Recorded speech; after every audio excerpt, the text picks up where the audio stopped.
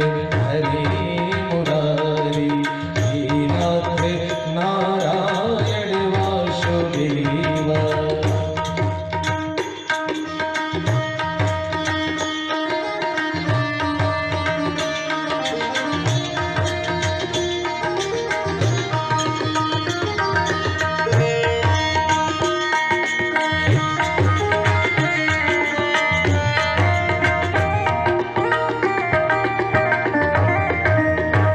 नाथ नारायण वासुदेव, हे नाथ नारायण वासुदेव।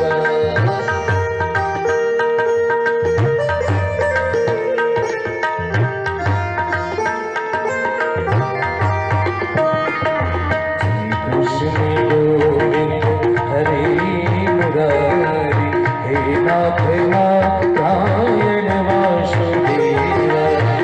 कृष्ण गोविंद हरे मुरारी, हे नाथ नारायण वासुदेव। तुमने वास करे जग सारा, तुम जननी के उदर में धारा, तुम जननी के उदर में धारा।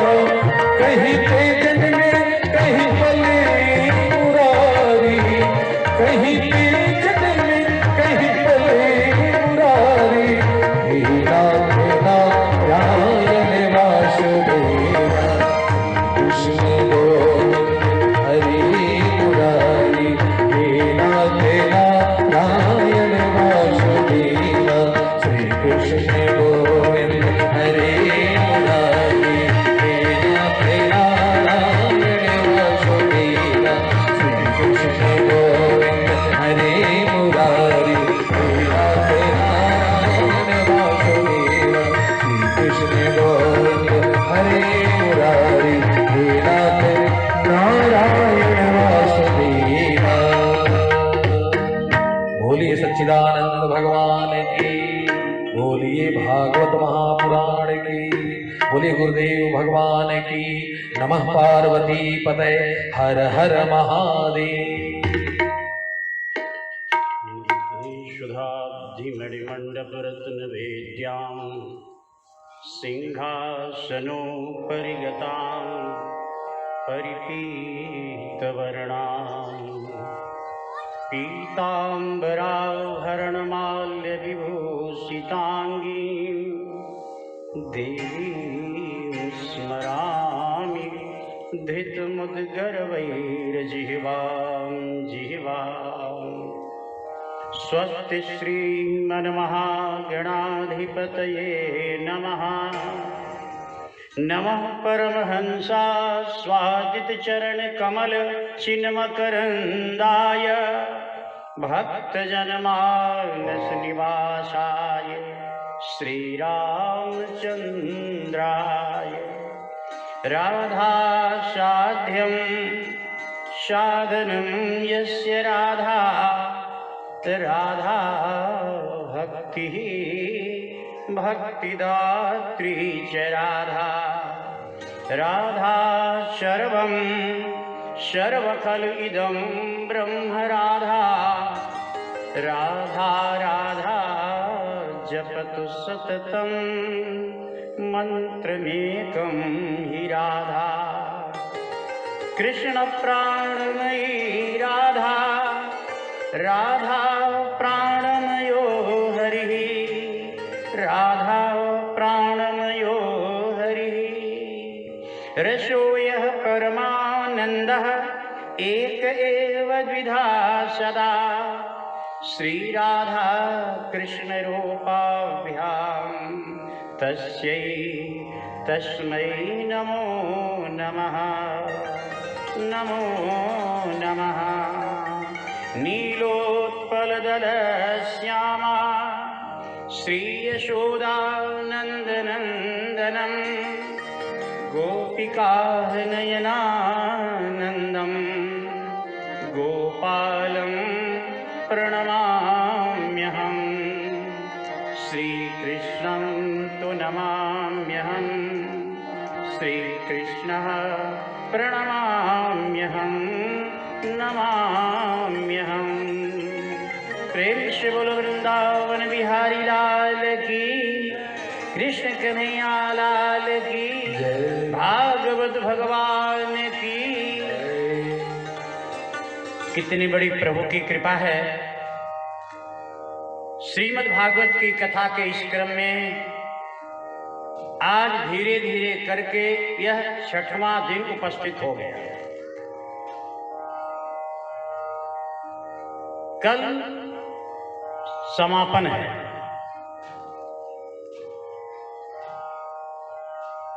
और इससे एक अनुभव होना चाहिए, जैसे गद्दी पर बैठते ही आज की कथा में एक बार वो झांकी देख लीजिए जहां सुखदेव जी महाराज बैठे हैं गंगा नदी के किनारे। आज के नक्शे में अगर देखें तो उत्तर प्रदेश में मेरठ जिला मुजफ्फरनगर से लगभग 28 किलोमीटर दूर एक सुक्रताल नाम की जगह है। दिव्य ज्ञान गंगा के तट पर ऐसा कहा जाता है कि आज भी एक वृक्ष है जो उसी बट वृक्ष की प्रजाति है जहां पर सुखदेव जी ने कथा सुनाया था।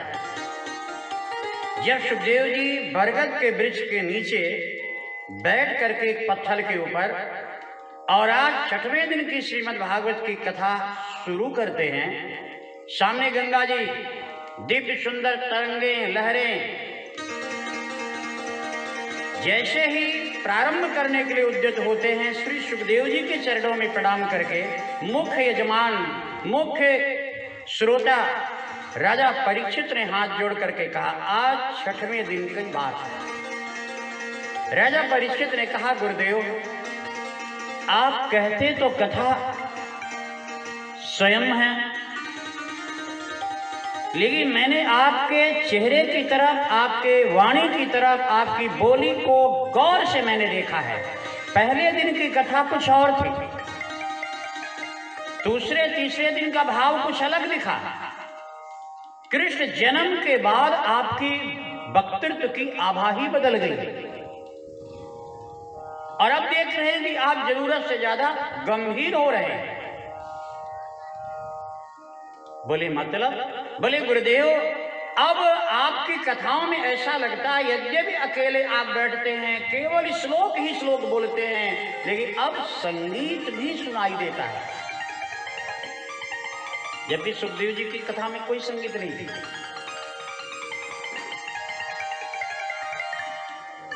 श्री सुखदेव जी ने कहा, संगीत सुनाई नहीं देता है, संगीत है। बोले कहां? बोले इतना बड़ा ये बरगद का पेड़ है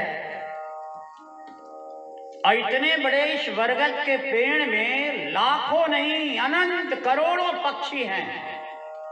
ये शांत बैठ करके कथा सुनते हैं पक्षी, लेकिन बीच बीच में जब इनको आनंद आता है तो सारे पक्षी एक साथ चहकने लगते हैं और जब वो चहकने लगते हैं तो उनके चहकने की आवाज ठीक उसी समय गंगा की लहरें तेज हो जाती हैं। तो एक लहर जब दूसरे लहर से टकराती है तो वह ध्वनि और पक्षियों की आवाज मिलकर दुनिया के सबसे सुंदर संगीत में बदल जाती है।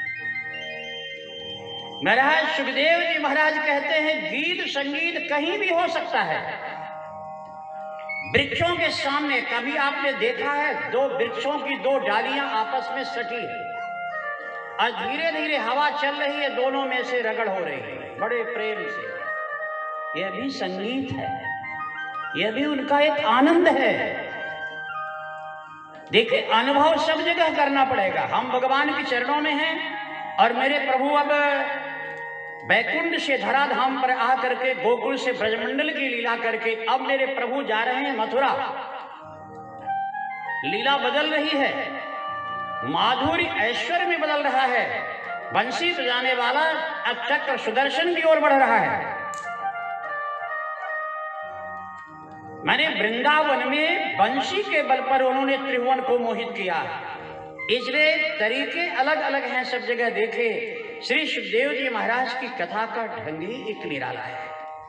आज 6वें दिन की कथा में विराजमान है।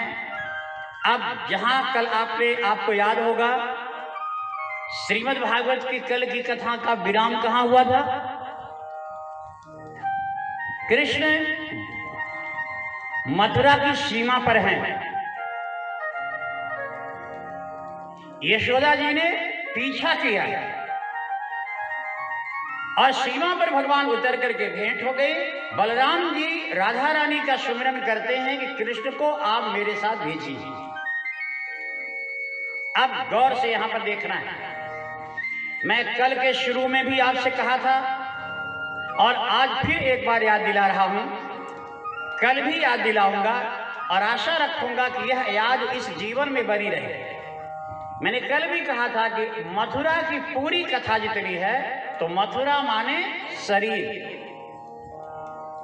गोकुल माने आत्मा हृदय, वृंदावन माने इंद्रियां और द्वारका माने प्रभु की दरबार।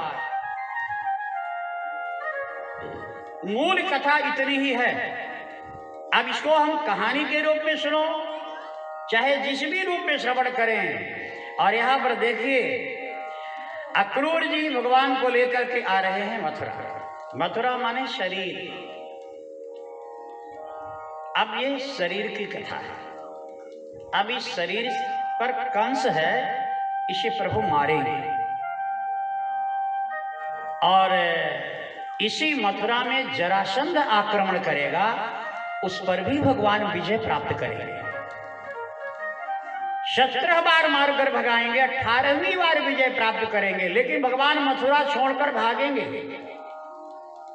ये कथाएं सुने हैं ना कि 18 बार के युद्ध के बाद कालियवन को लाकर के जरासंध लड़ा तो 18वीं बार भगवान मथुरा छोड़कर भागे। अब इसे गौर से सुनिए, ये शरीर है मथुरा, इसके भीतर ऐसे समझेंगे तो और अच्छा लगेगा। जैसे अगर आपसे कोई पूछे कि भगवान का जन्म कहां हुआ था, मथुरा में भी गोकुल में। जन्म तो मथुरा में हुआ, फिर उन्होंने लीलाएं जाकर के गोकुल वृंदावन में किया, जन्म मथुरा में हुआ। अब आप बताइए कि मथुरा में भगवान का जन्म हुआ, लेकिन मथुरा में भगवान क्या रहे? क्यों? मथुरा माने शरीर। इस शरीर से भगवान का प्राकट्य होगा। इस शरीर से कथा सुनेंगे तभी तो भाव जगेगा। शरीर से पूजा करेंगे, शरीर से तीर्थ जाएंगे, शरीर से दुनिया के सारा अच्छे कर्म करेंगे तभी तो भगवान पैदा होंगे। ये शरीर मथुरा है, इसमें भगवान प्रकट होते हैं, पैदा होते हैं, लेकिन रहते नहीं। भगवान कहते हैं शरीर नश्वर है, शरीर एक दिन मर जाएगा, हमें वहां रखो जो कभी मरे ना।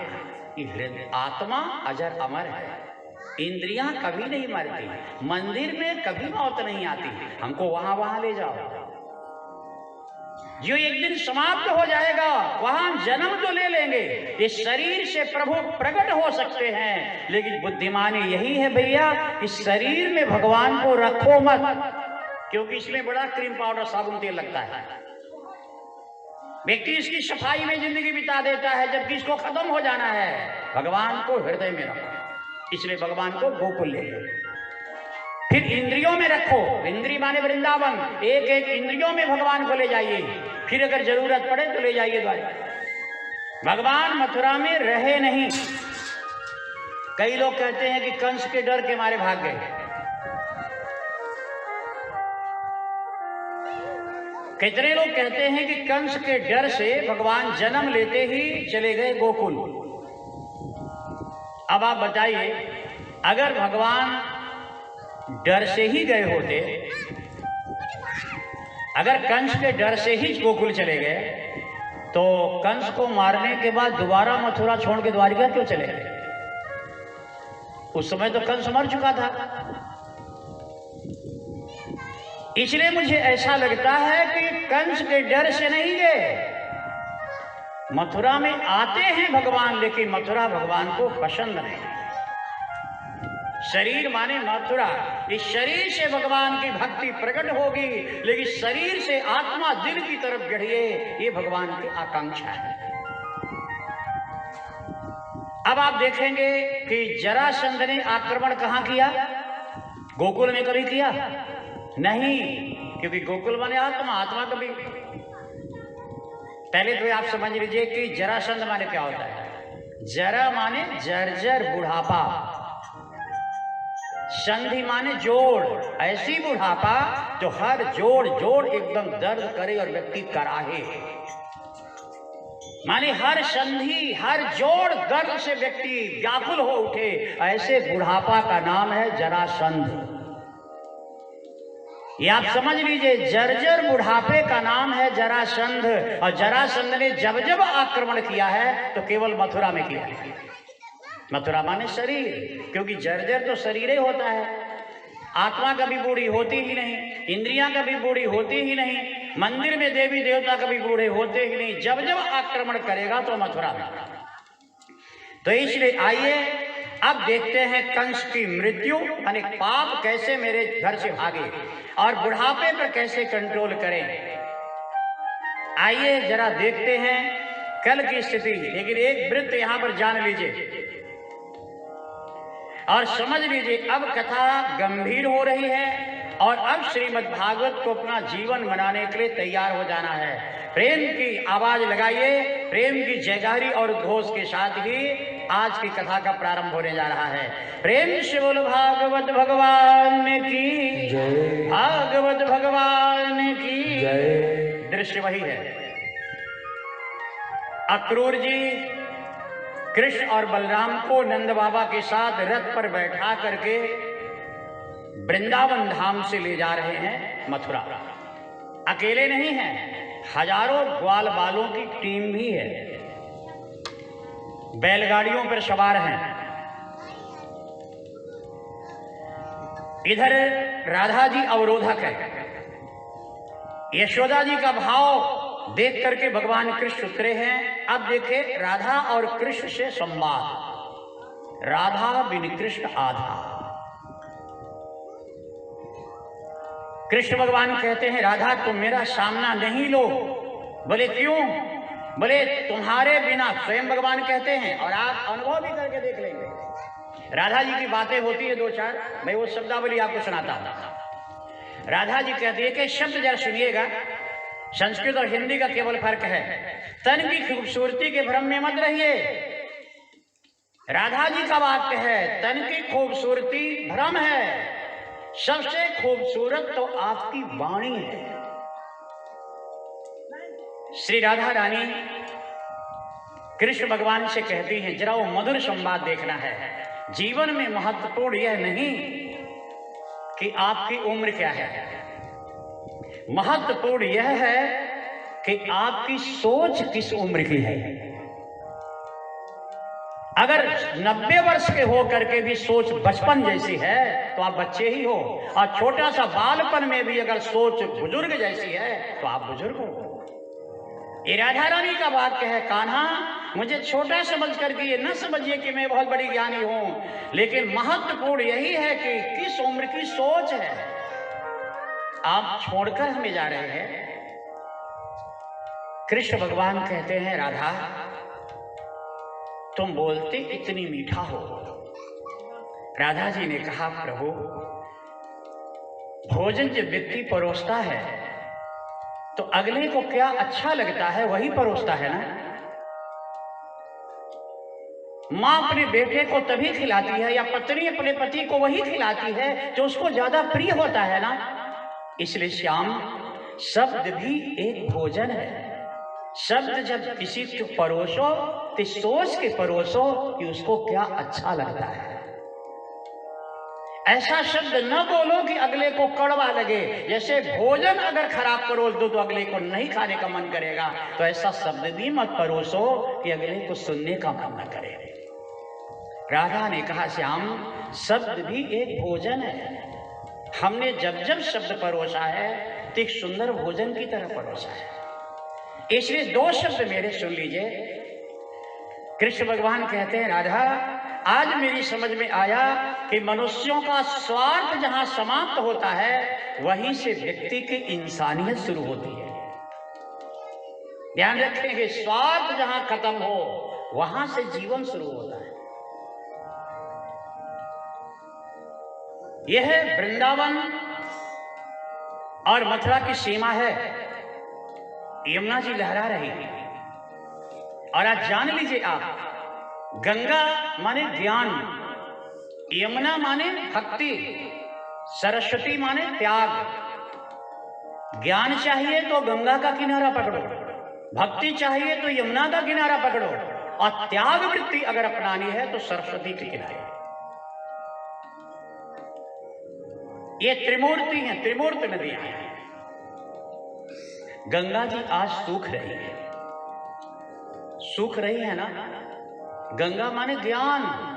आज दुनिया में ज्ञान खत्म हो रहा है, अब कोई ज्ञानी नहीं दिखता, क्योंकि ज्ञान को कोई अपनाना ही नहीं चाहता। सरस्वती तो एकदम समाप्त हो गई, लुप्त हो गई, गुप्त हो गई। क्यों? सरस्वती माने त्याग, क्योंकि त्यागी अब कोई है ही नहीं दुनिया में। त्यागी जिस दिन फिर पैदा हो जाए संसार में, गुप्त सरस्वती, लुप्त सरस्वती फिर प्रकट हो जाएगी। ज्ञानी जिस दिन जन्म ले लेंगे, गंगा में फिर बाढ़ आ जाएगी।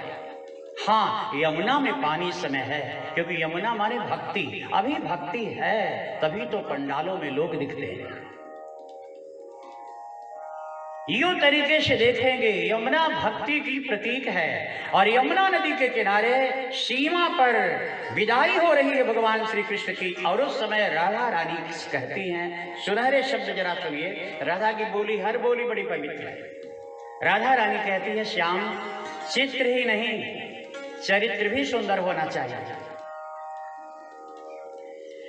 भवन ही नहीं, भावना भी सुंदर होनी चाहिए। साधन ही नहीं, साधना भी सुंदर होनी चाहिए। और श्याम, दृष्टि ही नहीं, दृष्टिकोण भी सुंदर होना चाहिए। आजकल व्यक्ति चित्र तो बड़े बड़े सुंदर सुंदर सजा लेते हैं, लेकिन चरित्र बड़ा गंदा है। आजकल भवन तो बहुत सुंदर बड़े बड़े बन जाते हैं, करोड़ों रुपए के भवन बन जाते हैं, लेकिन भावना बड़ी गंदी है। साधन बहुत है, पूजा पाठ की सामग्री एक से एक कीमती सामान पूजा घर में रखा है, लेकिन साधना नहीं है। और राधा जी कहते, दृष्टि तो बहुतों की अच्छी है, भगवान ने दिया है, परमात्मा ने, लेकिन उस व्यक्ति की दृष्टि है, लेकिन दृष्टिकोण नहीं है।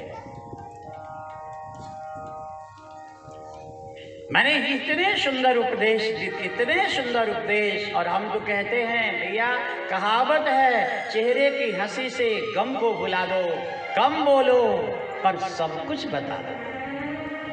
राधा जी कम बोलती हैं, लेकिन सब कुछ दिल की बात बोल दी। और अंत में कह दिया, श्याम, मुझे भूल तो न जाओगे। शब्द देखिए कितना सुंदर, श्याम, मुझे भूल तो न जाओगे।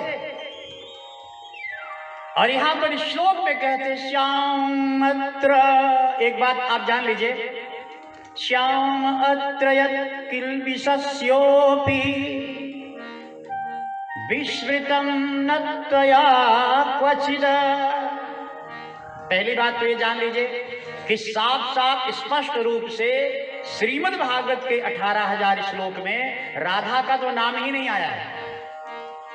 अब आप कहिएगा, जब राधा का नाम नहीं आया है तो फिर ये बात क्यों बता रहे हैं?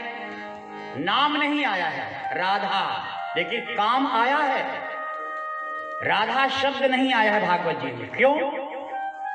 क्योंकि सुखदेव जी को एक वरदान है, आप शायद जानते होंगे, सुने होंगे कभी।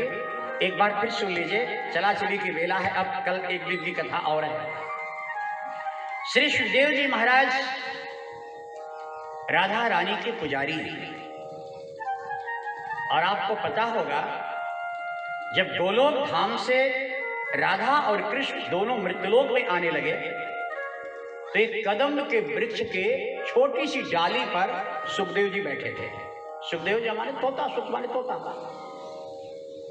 और बैठे से और मुंह से बोल रहे थे कृष्ण, केवल राधा राधा राधा राधा। भगवान कृष्ण ने कहा, राधा, ये मेरा नाम एकदम ले ही नहीं रहा, ये तुम्हारा भक्त है, जाकर इसके कुछ इच्छा हो तो पूरी कर दो, और एक बात ये पूछ लो कि ये मेरा नाम क्यों नहीं लेता। राधा जी गई। राधा जी ने अपनी हथेली में उस तोते को लेकर के, और लेकर के बड़े प्रेम से पूछती है। वो शब्दावली देखेगा, ये शब्द राधा तापली उपनिषद का है। 108 उपनिषद में एक उपनिषद है राधा तापली उपनिषद।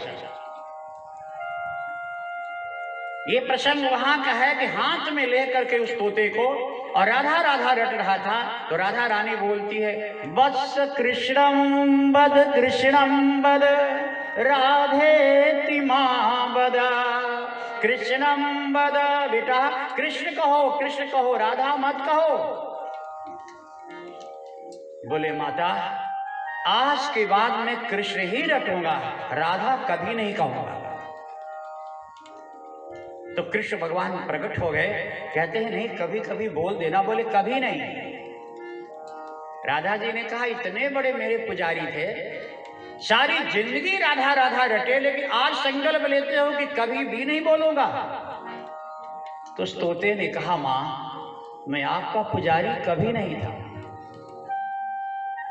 अब बताओ, कोई अगर दिमाग में इतना पाल ले कि हमको बहुत मानता है और अचानक कह दे कि हम तुमको कभी माने ही नहीं। राधा जी ने कहा, क्यों जब तो रहे हो? बोले वो एक बात है, एक बार मैं दुर्वासा के पास गया था कि कृष्ण से मिला दो। तो दुर्वासा जी ने कहा, कृष्ण ऐसे नहीं मिलेंगे, कृष्ण को अगर पाना है तो राधा राधा रटो। जिस दिन राधा जी मिल जाएंगी समझो कृष्ण मिल गए। तो मैं तो कृष्ण को पाने के लिए राधा राधा रट रहा था, क्योंकि राधा के बिना कृष्ण मिल ही नहीं सकते हैं, मेरी मजबूरी है, इसलिए मैं राधा राधा रट रहा हूं माता, मेरा लक्ष्य तो कृष्ण है। राधा जी ने कृष्ण से कहा, आप संभालो अपने शिष्य को। कृष्ण भगवान ने कहा, बीच बीच में राधा बोल दिया करना। उस तोते ने कहा, वो सुखदेव जी ने कहा कि प्रभु क्षमा करिएगा, आपकी ये बात मैं नहीं मान सकता, मैं कभी भी नहीं बोलूंगा। बोले क्यों? बोले आप बताइए। राधा जी भी कहती हैं, वह तोता कहता है, सुखदेव जी कहते हैं कि प्रभु बताइए कि कृष्ण नाम है क्या? तो राधा जी ने कहा, कृष्ण मंत्र है। तो बोले अभी आपने क्या कहा है हमको? राधा जी ने कहा, मैंने तो यही कहा है कि वत्स कृष्णम बद राधे तिमा बद। हाथ में लेकर के आपने कहा ना, बेटा कृष्ण कहो राधा मत कहो, आपने कहा ना? बोले हाँ कहा। तो बोले आप कहते कृष्ण मंत्र है और आपने मुझसे कहा कहो, तो आप मंत्र देने वाला तो गुरु होता है ना माता, तो आप मेरी गुरु हो गई कि नहीं? बोले हाँ, मैंने मंत्र दिया तुमने स्वीकार कर लिया तो गुरु तो हो गई। तो बोले फिर आप बताइए कि गुरु का नाम लेना शास्त्र में मना है कि नहीं? शास्त्र मेरा कहता है कि नोच्चारितः गुरोर नामा आत्मनाम गुरोर नामा नामादिकृपणस्य च। गुरु का नाम नहीं लेना चाहिए। अब गुरु का ही नहीं, आत्मा, अपना नाम भी सीधे नहीं बोलना चाहिए, उम्र घटती है। गुरोर नाम, गुरु का नाम सीधे लेने से उम्र घटती है। आत्मनाम गुरोर नाम नामादि कृपणस्य। परिवार में चाहे गांव में सबसे कंजूस व्यक्ति का नाम भी नहीं लेना चाहिए, उससे भी उम्र घटती है। आत्मनाम गुरोर नाम नामादि कृपणस्य च। और ज्येष्ठ पुत्र कलत्रस्य, जेठ माने सबसे बड़े लड़के का भी सीधे नाम नहीं लेना चाहिए, और कलत्र माने पत्नी का नाम भी नहीं लेना चाहिए।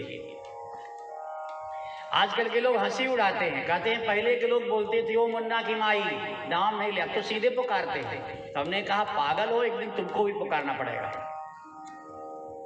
ध्यान रखिए, सीधे पत्नी का नाम लेने से पत्नी की उम्र घटती है, इसीलिए आजकल के महिलाएं दुखी रहती है।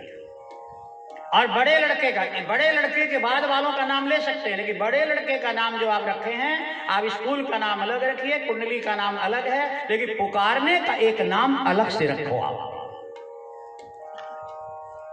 ये शास्त्र का विधान है। माने मेरे कहने का मतलब है, राधा रानी को गुरु मान लिया और गुरु का नाम नहीं लेना चाहिए। इसलिए सुखदेव जी जब मंच पर बैठे कथा करने, तो 7 दिन तक इन्होंने गुरु का नाम नहीं लिया। लेकिन जहां राधा जी का काम आया है, अन्याह गोपिकाः क्वचित गोपिकाः विशिष्टाः गोपिकाः अपराः गोपिकाः, जहां विशेष गोपी का नाम लेना हुआ है वहां सुखदेव जी ने ये शब्द लिखा है। इसलिए जहां विशिष्ट उपदेश है वो राधा रानी को ही समझिए। प्रेम से बोलो राधा रानी की जय। राधा रानी की जय। कृष्ण भगवान ने कहा राधा तुम्हें याद करना जरूरी है। बोले काम ही नहीं चलेगा। और शब्द लिखा है यानी स्त्री ही कन्यकाः श्रेष्ठाः अपराः स्त्रियः क्वचिद सर्वाः सा राधिका रूपा। इस दुनिया में छोटी हो, युवती हो, बूढ़ी हो, श्रेष्ठ हो, मूर्ख हो, अज्ञानी हो, जितनी भी स्त्रियां इस धरती पर है श्याम जी सब राधा का रूप है। इसलिए राधा के बिना तो हो ही नहीं सकता है। तर्क वितर्क होने लगा। क्रूर जी बैठे थे, विदाई हो रही है, लेकर के मथुरा जा रहे हैं धनुष्य की देखने के लिए। राधा ने अंत में कह दिया स्त्री के बिना किसी का काम नहीं चलता। कई लोग कहते हैं मैं साधु सन्यासी हूं, मुझे जरूरत नहीं। स्त्री के बिना काम चल ही नहीं सकता है। आप जरा गौर करके देखिए, कृष्ण को चाहिए राधा, राम को चाहिए सीता, शिव को चाहिए पार्वती, विद्यार्थी को चाहिए विद्या, विद्या स्त्री है ना। फिर विद्यार्थी को पढ़ने के बाद नौकरी में चाहिए लक्ष्मी, स्त्री है ना। फिर सारी जिंदगी बीतने के बाद बुढ़ौती में चाहिए शांति, शांति स्त्री है ना। सवेरे चाहिए उषा, उषा प्रातःकाल सूर्य की बेटी का नाम है। सवेरे उषा चाहिए, शाम को संध्या चाहिए, भोजन में अन्नपूर्णा चाहिए, ये सब स्त्री तो है। अगर त्यागी वैरागी हो स्त्री नहीं चाहिए तो इनको छोड़ो। स्त्री के बिना काम कहां चल रहा है। रात में चाहिए निद्रा देवी, सोने में चाहिए सपना देवी, मंत्र में चाहिए गायत्री देवी, ग्रंथ में चाहिए गीता, मंदिर जाएंगे तो आपको चाहिए वंदना, पूजा, आरती, ये सब स्त्री तो है। इनके बिना काम कहां चलेगा। आराधना, श्रद्धा, अंधेरा होगा तो ज्योति चाहिए, ये भी स्त्रीलिंग। लड़ाई होगी तो जया और विजया चाहिए, बुढ़ापे में करुणा और ममता चाहिए, क्रोध में क्षमा चाहिए। प्रकृति ने सिर्फ दो ही रास्ता बताए हैं कि शास्त्र की पद्धति के अनुसार अपने जीवन को जियो या तो नरक भोगने को तैयार हो। संवाद इतना सुंदर है, यद्यपि ये बहुत गूढ़ है। आजकल जिस भाषा में नाच गा करके बिता लेते हैं, मैं उनको भी धन्यवाद देता हूँ। इसी बहाने कम से कम मंडप पे लोगों को नचा गवा देते हैं, बैठा लेते हैं। बल्कि श्रीमद् भागवत बहुत ध्यान देने की बात है। श्रीमद् भागवत ब्रह्म ज्ञान है। श्रीमद् भागवत कहानी नहीं है। कई लोग कहते हैं कि चलते हैं टाइम पास होगा। ये टाइम पास नहीं है, ये बैकुंठ जाने का बाईपास रास्ता है। इसे टाइम पास मत समझिए, बाईपास समझिए। अगर जाना है शॉर्टकट से निकलना अगर है, इसलिए कभी भी इसको मनोरंजन की दृष्टि से नहीं देखना है। आइए धनुष यज्ञ देखने चलते हैं मथुरा। हर व्यक्ति तैयार हो जाइए। धनुष 3 जगह से टेढ़ा है और इसे भगवान कृष्ण को निमंत्रण दिया गया है। कृष्ण के बिना धनुष टूट नहीं सकता। 3 जगह से 2 जगह से तोड़ देंगे, धनुष सीधा हो जाएगा। हमारा भी जीवन कई जगह से टेढ़ा है। आप प्रभु से मनाइए कि भगवान इसे तोड़ के सीधा कर दे। राधा रानी ने भाव भंगिमा देखा, वृंदावन की गोपियों का स्नेह प्रेम देखा, यशोदा मैया का लालित्य और वात्सल्य देखा, तो राधा जी ने कहा कृष्ण आप जाइए, आप मथुरा जाइए। कृष्ण ने कहा राधा तुम कह रही हो जाने के लिए? बोले हाँ श्याम, बस एक विनती मेरी है, आप रथ पर बैठ जाइए और थोड़ी देर के लिए खड़े हो जाइए और इस वृंदावन की रोती बिलखती इन गोपियों और गौओं की तरफ देख करके एक बार केवल जोर से ये कह दीजिए कि अरे गोपियों, मैं वृंदावन छोड़ करके एक कदम आगे कभी नहीं जाऊंगा। केवल एक बार कह दीजिए और फिर चले जाइए। कन्हैया ने कहा, राधा तुम कैसी उपदेश दे रही हो? मने में बोल दूं और फिर चला जाऊं, झूठ बोल करके जाऊं? असली में तो मैं चला ही जाऊंगा और ये झूठ बोल दूं कि मैं एक परे भी नहीं जाऊंगा, क्या ये अच्छी बात है? राधा ने जो शब्द कहा महाराज, भक्तों का कलेजा फट जाएगा। राधा ने कहा, श्याम, ये ब्रज की गोपियां आपसे बहुत प्रेम करती हैं, अगर झूठ भी दे दोगे ना तो झूठ को भी सच बना लेंगे। ये झूठ के सहारे भी जिंदगी जी लेंगी, सच में आप मथुरा चले जाइए, लेकिन एक बार झूठ तो दे दीजिए वृंदावन वालों को। और जैसे खड़े होकर भगवान ने कहा, भगवान ने क्या कहा जरा वो शब्द सुनिएगा। वेदव्यास भगवान कहते हैं, कृष्ण भगवान कहते हैं, वृंदावन वालों, वृंदावनम परित्यज्य, वृंदावनम परित्यज्य पादमेकम न गच्छति। वृंदावन छोड़ करके मैं एक कदम आगे नहीं जाऊंगा। ज्यों इतना भगवान कृष्ण के मुंह से निकला, राधा रानी ने पहली बार वृंदावन में अपनी माया की सृष्टि कर दी। सारी गोपियों के सामने एक कृष्ण दिखाई दिया, यशोदा के सामने भी कृष्ण दिखाई दिया, हर गोपी के सामने कृष्ण दिखाई दिया। सर्वम कृष्णमयम ब्रजा, सारा कृष्णमय वृंदावन हो गया। यशोदा ने तुरंत पकड़ लिया, कृष्ण तुमने कहा है मैं एक कदम नहीं जाऊंगा, अब मैं जाने नहीं दूंगी। सारी गोपियों ने कृष्ण को पकड़ लिया, सब गोपियों ने पकड़ लिया। लेकिन आश्चर्य यही है कि जिन जिन गोपियों ने कृष्ण को पकड़ा वो यही जानती हैं कि कृष्ण केवल मेरे हाथ में है और किसी के हाथ में नहीं। सब लोगों ने, सारी गोपियों ने कृष्ण को पकड़ लिया। उस समय राधा रानी ने कहा, कृष्ण अक्रूर से कहिए रथ को ले जाइए।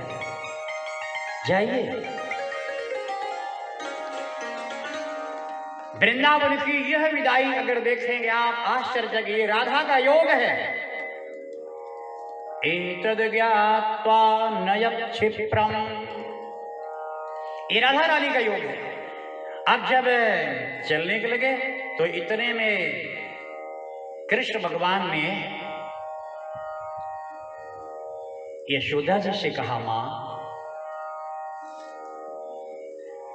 आशीर्वाद दो, मैं फिर लौट करके आऊंगा। ये भी भगवान झूठ बोल रहे हैं। वृंदावन भगवान लौट करके कभी नहीं आया। और आज कथा को सुन लीजिए, आज तो नहीं लेकिन कल समापन का दिन है। कल कथा में बैठते ही शुरू में मैं आपको बताऊंगा, और आप शायद सुने भी होंगे कि वृंदावन छोड़ने के बाद भगवान कृष्ण की यशोदानंद से कहीं भेंट हुई है कि नहीं? जानते हैं? हुई है। कहां? कुरुक्षेत्र की धरती पर। जब एक बार लगा था सूर्य ग्रहण, प्रलयंकारी सूर्य ग्रहण, और ये प्रसिद्धि देवताओं ने सिद्ध कर दिया कि जो सूर्य ग्रहण का स्नान कर लेगा वही बचेगा, बाकी मर जाएगा। सारी दुनिया सूर्य ग्रहण का दर्शन करने के लिए, सूर्य ग्रहण का स्नान करने कुरुक्षेत्र गई थी। वृंदावन वाले भी गए थे, द्वारका वाले भी आए थे। यशोदा और नंद और गोपियों की भेंट वहीं पर कृष्ण से हुई थी। लेकिन जब वृंदावन छोड़े थे उसके कितने दिन बाद? वृंदावन छोड़ने के ठीक 100 साल बाद। इस कथा को सुनना तो बड़ा सरल है, समझना भी हो सकता है संभव हो, लेकिन दिल में उतारना बहुत कठिन बात है। जिस कृष्ण के बिना मां रह नहीं सकती थी, 100 साल का वियोग। ऐसी यशोदा से कृष्ण भगवान कह रहे हैं, माता आऊंगा जरूर। तो यशोदा ने एक बात कह दी, बहुत कठिन है, जरा सुनिएगा। यशोदा जी ने कहा, कृष्ण एक बात पूछूं, सच बोलना। श्याम, आज तो मैया के सामने कोई बहाना न बनाना। बोले क्या पूछती हूँ मैया? बोले कान्हा, कुछ लोग कहते हैं तू देवकी का पुत्र है। आज मैं अंतिम बार पूछ रही हूं कि सच बताओ कि तुम किसके पुत्र हो? यशोदा रोने लगी।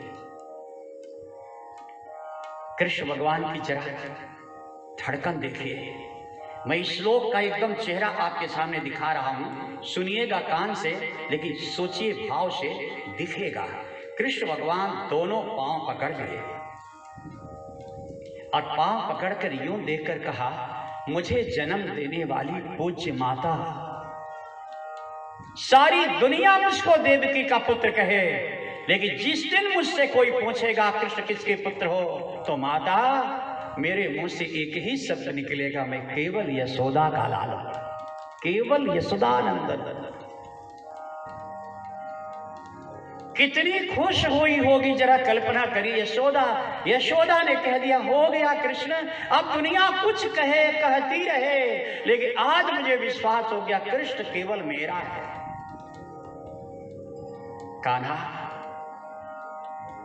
तुम मिलने की बात कर रहे हो तो जरूर कभी मिलोगे, लेकिन क्या मैं इतने दिन तक जी पाऊंगी? एक काम कर, जीने का सहारा दे दो। बोले क्या? यशोदा ने कहा, कृष्ण कोई निशानी दे दो जिसके सहारे में जी लोगे। जैसी निशानी की बात कहा, कन्हैया ने तुरंत बांसुरी निकाल कर कहा, मैया अब हम जहां जा रहे हैं वहां बंसी की जरूरत नहीं पड़ेगी, वहां बड़े बड़े शस्त्र की जरूरत पड़ेगी। अब ये ले, ये मेरी निशानी। यशोदा ने कहा, तेरे जन्मोत्सव में यह बधाई बरसाने से आई थी, और वृंदावन बिना बांसुरी सुने हुए जी नहीं पाएगा, इसलिए जब तक तू नहीं आएगा वृंदावन लौट के, तब तक के लिए अब यह बांसुरी राधा रानी बजाएंगी।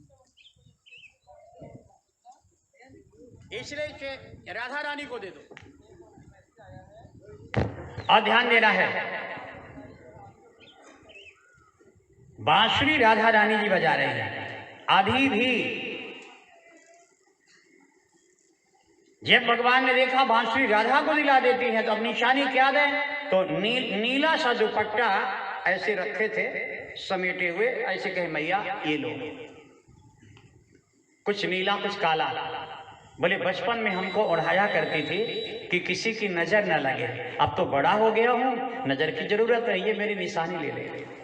यशोदा ने कहा, कृष्ण तेरे जन्मोत्सव में यह नीला दुपट्टा यमुना ने दिया था, आज तू चला जाएगा तो यमुना विरह में व्याकुल होकर के मर जाएगी, इसलिए यमुना नहीं रहेगी तो वृंदावन की शोभा नहीं है, यह दुपट्टा नीला यमुना को दे दे।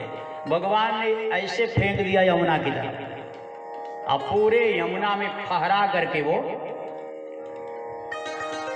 जानते हैं आप, सारी दुनिया के नदियों का जल सफेद है, आज भी यमुना का जल नीला है, क्योंकि वो नीला दुपट्टा चद्दर ऊपर से ढका है।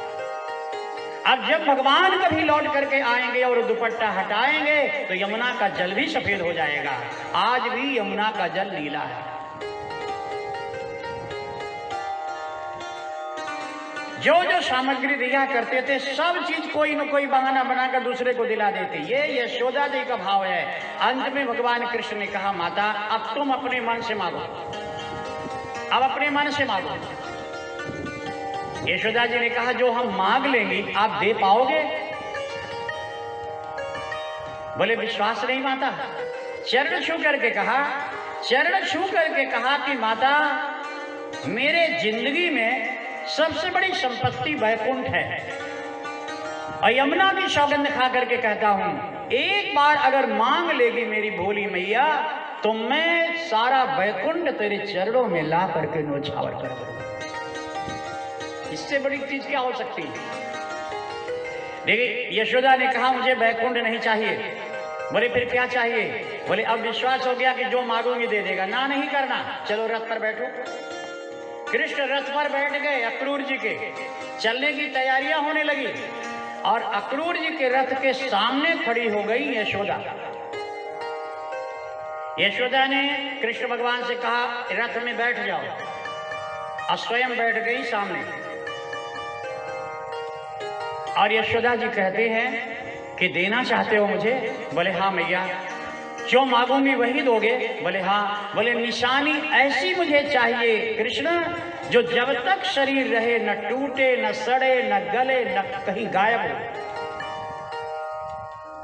बोले मांगो। यशोदा सामने लेट गई और लेट करके कहती हैं कृष्ण हमें निशानी दो, मैं लेट गई हूं। अक्रूर जी से बोलो कि रथ के पहियों को मेरे वक्षस्थल को चीरते हुए निकाल ले जाए।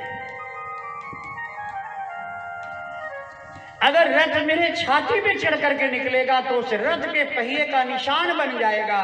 और कभी कोई मुझसे पूछेगा यशोदा ये निशान कैसा बना है, तो छाती ठोक करके मैं गर्व से कहूंगी कि बुढ़ापे में एक लाला हुआ था, सीना फाड़ कर चला गया। अगर दे सकते हो तो ये मुझे दे दो, मुझे दुनिया का कुछ भी नहीं चाहिए। कृष्ण भगवान व्याकुल हो गए। कृष्ण भगवान को संभालते हैं बलराम जी, राधा रानी यशोदा रानी को संभालती हैं। और उसमें माया को और बढ़ा दिया राधा रानी ने, इतना बढ़ा दिया कि राधा रानी ने सारे गोपियों के सामने, यशोदा के सामने ऐसा कृष्ण रख दिया कि असली कृष्ण नकली दिखने लगा और उसके पास वाला असली। और अक्रूर जी से कहते हैं, राधा रानी ने स्वयं कह दिया अक्रूर जी रथ को आगे बढ़ाइए, ममता को और व्याकुल मत करिए, ये वृंदावन है, वृंदावन में बड़ी करुणा है, बड़ी दयालुता है। जब अक्रूर जी ने चाबुक उठाया घोड़े के ऊपर और जब आगे बढ़ने की अनुमति देते हैं, तब कृष्ण भगवान ने कहा राधा ये गोपियों से कहो कि सड़क में लेटी हुई है, सड़क तो छोड़ दे। पूरा सड़क। राधा जी ने धीरे से कान में कहा श्याम सड़क मार्ग से तो अब आपका रथ नहीं जा पाएगा, अक्रूर जी से कहिए कि घोड़ों को आकाश मार्ग से ले जाए। अब सड़क से तो नहीं जा पाएगा रथ, नहीं एक नया महाभारत का दृश्य उपस्थित हो जाएगा, बड़ा खून खराबा होगा। तब कृष्ण भगवान ने कहा चाचा अक्रूर जी से कि ये घोड़े, बोले हाँ कृष्ण ये हमारे घोड़े जल के भीतर, जल के ऊपर, थल पार, नभ पार कहीं भी चल सकते हैं। बोले तो चाचा अब सड़क से रथ नहीं जा पाएगा, अब आकाश मार्ग से ले चलो। और आप जान लीजिए मैं तो इस पूरी कथा में एक ही बात कहूंगा कि जब आकाश मार्ग से उड़ने लगा रथ मथुरा के लिए, तो उस समय सारे बड़े बड़े सिद्ध महात्मा गुफाओं में बैठे एक साथ बोल पड़े धन्य हो गोपियां, धन्य हो राधा, धन्य हो यशोदा तेरी भक्ति। आखिर में वृंदावन के लोगों ने अपनी धरती से कृष्ण को विदा नहीं किया, अपनी धरती से कृष्ण को विदा नहीं किया। और आज भी ब्रज की गोपियां, वृंदावन के लोग, वृंदावन की धरती जो भगवान कह करके गए हैं कि एक पग छोड़ करके नहीं जाऊंगा, आज भी ब्रज की धरती कहती मेरा कृष्ण मेरे ब्रज में। वृंदावनम परित्यज्य पादमेकम न गच्छति, इसलिए वृंदावन जाइए, वृंदावन आज भी कृष्ण का था। एक रूप से भले चले गए हों। अब आइए धनुष यज्ञ को देखने के लिए चले। देखिए ध्यान रखना है, लक्ष्य हमारा है धनुष यज्ञ का दर्शन। एतद् ज्ञात्वा नयत् क्षिप्रम रामकृष्ण विहारभकौ धनुर्यज्ञ निरीक्षार्थम। धनुष यज्ञ को देखने के लिए चल रहे हैं। बड़े ध्यान से, बड़े शांति के साथ आइए मथुरा प्रवेश करते हैं। अक्रूर जी महाराज से और जब लेकर के आगे चलते हैं, देखिए ध्यान देना है, दोपहर के समय मध्याह्न में लगभग 12 से 1 बज रहे होंगे, कृष्ण भगवान का रथ मथुरा में प्रवेश करता है मध्याह्न में। अथा अपराह्ने भगवान कृष्ण संकर्षणान्वित। अपराह्न माने दोपहर, संकर्षण माने बलदाऊ जी। कृष्ण और बलराम जी के साथ मथुराम प्राविशद गोपैः। सारे गोपियों का रथ क्या, वो बैलगाड़ी को ही मैं रथ कह रहा हूं, उनके लिए तो वही रथ है। दिदृक्षो परिवारिताः, देखने के लिए जैसे मथुरा में प्रवेश किए तो अक्रूर जी ने कहा, कृष्ण अब सतर्क हो जाइए, ये मथुरा आ गई। बोले चाचा अब आप घर जाइए। बोले हमें तो आपके साथ रहना है, मुझे सदैव आपके साथ रहना है, क्योंकि आप इतने भोले हैं, आप षड्यंत्र नहीं समझ पाएंगे, कंस की दृष्टि नहीं समझ पाएंगे, आप सैनिकों का गुप्तचरों का जाल नहीं समझ पाएंगे आप। और श्याम जी आपको ये नहीं समझ में आ रहा है कि आपको यज्ञ देखने के लिए नहीं, इस यज्ञशाला में बलि चढ़ाने के लिए बुलाया गया है। हम रक्षा में रहेंगे। अक्रूर जी बड़े बलवान थे, देखने में तो कमजोर लगते हैं लेकिन है बलवान। माने जो क्रूर नहीं होता, सीधा साधा होता है, तो देखने में तो कमजोर लगता है लेकिन ताकत उसकी बड़ी बलवान होती है। क्रूर देखने में तो लगता है बहुत बलवान, लेकिन भीतर से ताकत उसकी कमजोर होती है। जैसे क्रूर में और अक्रूर में फर्क समझिएगा, देखने में सीधा साधा लगेगा लेकिन उसकी ताकत मजबूत है। अक्रूर जी ने कहा, जब भगवान ने देखा कि अब यह अक्रूर मेरे में भी संदेह कर रहा है, तो कन्हैया ने कहा, चाचा रथ लेकर के आए हो और इतना दौड़ता तेजी से लेके आए हो, सारे ब्रज की धूल तुम्हारे सिर में लथपथ हो गए हो, इतना गंदा कपड़ा हो गया, नहा लो। तो जल्दी से जाकर यमुना जी में नहाने लगे। जब नहाते जैसे डुबकी लगाया तो भगवान ने अपना विराट रूप दिखाया जल के भीतर। फिर तुरंत बाहर देखे, जैसा कृष्ण भीतर वैसा कृष्ण बाहर, भीतर बाहर बार बार डुबकी लगा रहे हैं। 108 बार से भी ज्यादा लग गई। भगवान ने कहा, नहाने आए हो कि ले चलने आए हो? अक्रूर जी ने कहा, प्रभु आप वो हैं कि ये? बोले दोनों में अंतर क्या है? बोले यहाँ तो आप ऐसे दिख रहे हो एकदम भोले भाले बच्चे, और वहां यही आकृति जिसमें सारे 33 कोटि देवता, यक्ष, नर, गंधर्व, किन्नर सब आपकी स्तुति कर रहे हैं, क्या ठाट बाट वहां है, आप वो कौन? बोले हम यही तो, इसीलिए तो स्नान करा रहे हैं आपको, अभी भी आप नहीं समझ पाए। तब अक्रूर जी चरणों में गिर गए। बोले भगवान मैं आपको पहचान भी नहीं पाया, वृंदावन गया इतनी देर से आप मेरे साथ बैठे हो, मैं आपको पहचान भी नहीं पाया, ना जाने किस भेष में नारायण मिल जाए। अब इतने के बाद अब पहचान में आया। तब अक्रूर जी निश्चिंत हो गए। अक्रूर ने कहा, प्रभु मेरी कुटिया में थोड़ा चलेंगे? बोले कहाँ है कुटिया? बोले भगवान एक मेरा भवन है राज दरबार के बगल में, वो बड़ा ऐश्वर्यवान है, लेकिन जब से प्रभु क्षमा करिएगा, जब से देवकी और वसुदेव को कारागार में डाल दिया था, तब से मैंने राजभवन का त्याग करके वो सामने यमुना नदी के किनारे एक छोटी सी झोपड़ी मैंने बना ली है। भगवान मेरी प्रतिज्ञा थी कि जब तक वसुदेव और देवकी का दुख दूर नहीं हो जाएगा तब तक मैं इस झोपड़ी में ही निवास करूंगा। आप मेरी झोपड़ी में कदम रखेंगे? बोले आपको वहां बताना चाहिए था ना वृंदावन में। बोले ये बताने की क्या जरूरत थी? बोले नहीं नहीं चाचा, मेरा भी एक सिद्धांत है, आप मुझको जिस लिए लाए हो पहले हम वहीं चले गए। आप यज्ञ के लिए लाए हो ना, पहला काम यज्ञशाला लाओ। लक्ष्य से भटक गया व्यक्ति तो फिर जीवन में सफलता मिलने वाली नहीं है। चाचा जी हम यज्ञशाला ढूंढ लेंगे, आप जाइए कुटिया संभालिए और कुटिया को सजा के रखिएगा। यज्ञ के बाद पहले आपके ही घर आऊंगा, घर को सजा के रखना।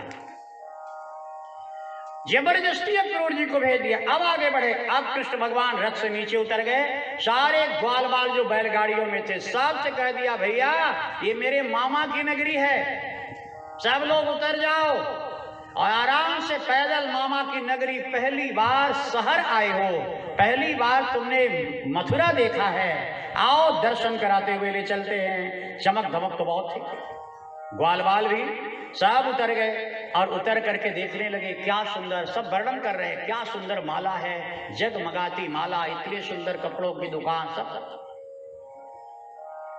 कृष्ण भगवान भी दिखा रहे हैं कि मेरे मामा का शहर है, मेरे मामा का नगर है। मामा मेरा 11 साल हो गया लेकिन कभी मिलने नहीं आया, आज भांजा ही मामा से मिलने आ गया है। देखो ये मामा की नगरी, मामा की नगरी, बार वर्णन करते जा रहे हैं।